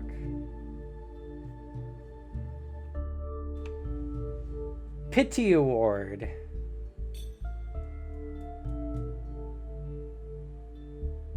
Sebastian. For small talk. Ew. And the implication that you cared about people. Yeah. Multiple times, actually. Yeah. Player nominations and or kudos. Jock and Anastasia. Do I really Yeah, need to say holy more? shit. It goes without saying, take a player award. It's so fun being so petty. It's just insufferable Jacques and teenage Anastasia just bumping heads. 2 alphas in the same room, only one's not alpha, and the other one's not really an alpha either, but just has been in charge of a bunch of delinquents.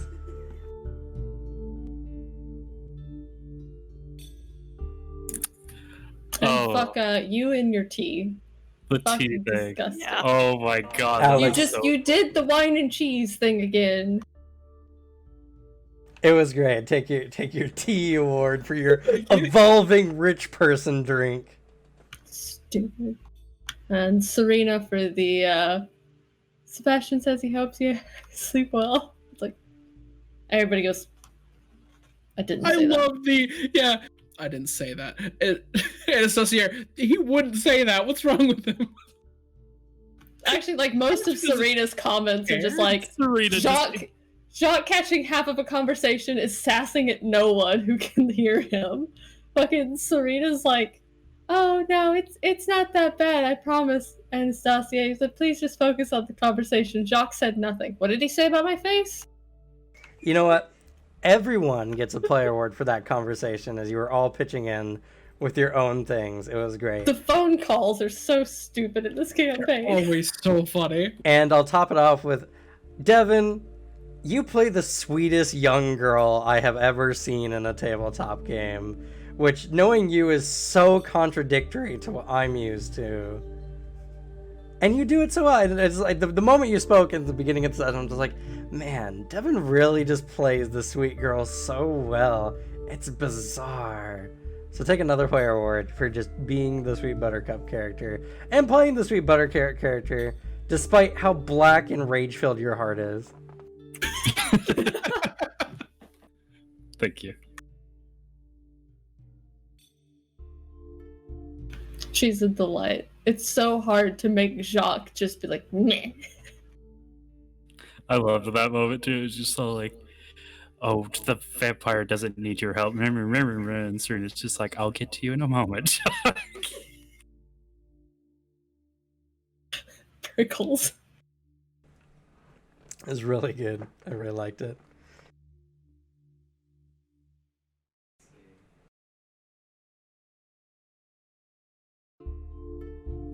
And not a player award, but a kudos for your lore and team again. Just, I know we already talked about it, so I won't harp on it, but the sheer amount of exasperated older sibling energy. That's fair. The Lauren Teve and Anastasia scene was so funny. It's like pulling fangs. It was fucking beautiful. It was one of those things where it's like, I know what he's looking for, but on the other hand, the whole moment of like, I've had this conversation, I've been through this, I've been where Anastasia is, so I get it. For inflicting anxiety upon you and your great conversation with Lauren Teve, take away your word, Suzanne. And I'm glad you guys all love Lauren Teve. He's so fucking fun to listen to. I've totally been in that boat too. On the Lauren Teve side of that conversation. I can't wait for like them all to come back and they're just like swole as fuck from the Gehenna Forest and stuff. And it's like, so what did you do, Anastasia? It's like, oh, I had character growth. And you're just kind of like, man, I didn't get to fight anything cool. And Finwith just like destroys you with a hug. It's like, I'm so proud of you. You're growing up. And it's like, I'm like 10 times your age. It's like, baby's growing up. Laura TV did such a good job. Isn't he such a good big brother? It's like, no, don't let him hear you say that. It's gonna be fucking chaos. Sebastian, did you go through character growth? I'd rather die. They tried to make me smile once. Serena tried to have a heart-to-heart. I gave them little. You actually gave her a lot. She ran away with a lot in that conversation. To Sebastian, he thinks he played it well. Because honestly, you fucking tricked him for a few of those to actually talk. He didn't realize how much information he gave you till later. Lilia made you smile without knowing it. By force. And then he immediately crushed it. What did you do, Sebastian? I smiled. Oh, and then got rid of that emotion as it was influenced by someone else. That's what happiness is, Sebastian. No. It was an evil force. That's actually a really good point. Alex, sure, Cameron helped on a few of them, but there were a few of them where you took it upon yourself to do a part of the conversation when you were trying to deceive Donovan. And I think you did a really good job. Even in the moments where there was like a moment where Cameron almost helped you, but you already had an answer and you were on the ball. Yeah, so. it's the thing of, like Vale said, being on the other side is so different. Having him stare you down and knowing one misstep, I'm getting fucking decapitated. Like that kind of shit is so different because, like Vale said, when it was Jock going through it, I was like, oh, I know how to answer all of these immediately. I had an answer right as the question was asked, and then the moment I'm there, I'm like, oh. What do I say? You know what? For being such a brave soldier under the spotlight, go ahead. And just as a part of that, because it's kind of in the same vein, good job talking to Lilia without needing to make a roll, because you had convincing arguments. So, good on you. Well, Good. I fumbled a few though. it's not that. It's not because he had convincing arguments. It's because he was speaking to her.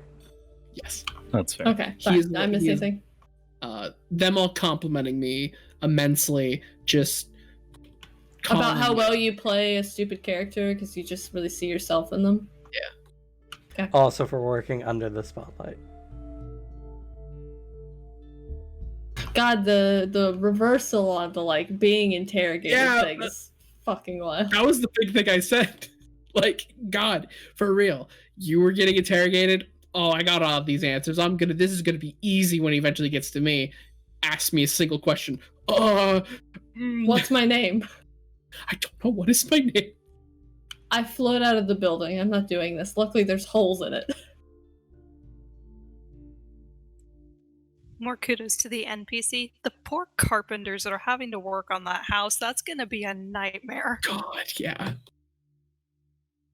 Sir, I'm sorry. I have no idea how to make that molding. Do you mind if we take a piece so we can create our own mold of it? No. You're going to destroy our house more. I'm paying you to destroy my house? No, sir. Yeah, like I said, I've talked to people like that who just want the most specific things that you don't do at your place, and they're just like, why don't you do it like they did 200 years ago? I can only imagine. It's so interesting to see the Vitella and like humans interacting in this way, though. It's mostly civil, surprisingly. Thanks to Radovan's efforts. It's just an angry aristocrat chewing out a laborer. I mean, The only difference is he's, got a different diet, and, we don't lynch vegans in the middle of the street. But I hope you guys all enjoyed the session. I'm glad that Lauren Teeve has been another rousing success in the session. I want to spar with Anastasia with Fenwith and get Lauren Teeve in on the fight. We could do some family bonding. I'm just trying my best to be the best big brother I've never been. I'm so close. It's okay. You'll get there. I promise. No, I've only got a little over 200. I'm 13 away. Oh, damn. It's like right there. No. Yep, now we gotta wait 2 weeks. Yep. The next few weeks are going to be messy. By the way, if you guys are watching here today, thank you so much for watching. I hope you enjoyed. Please follow for more amazing content like this. The next couple weeks are going to be a mess. Not going to lie.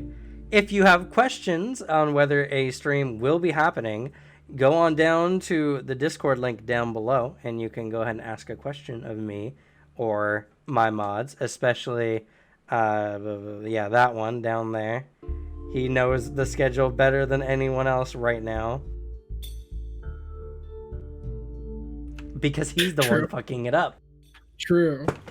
And he is there, look for Glue Boy. I give you permissions. Do not DM me. You know, at I him feel in the like we conversation. had a conversation about him knowing things and not being able to put two and two together, so I feel like him fucking up the schedule isn't enough by its lonesome. That's why he gets to deal with the questions, if there are any. Not that there will be any. But hey, I encourage anyone listening to try. Anyway, hope y'all enjoyed. Say goodnight, everyone. We're going to go ahead and end it here. Nighty night.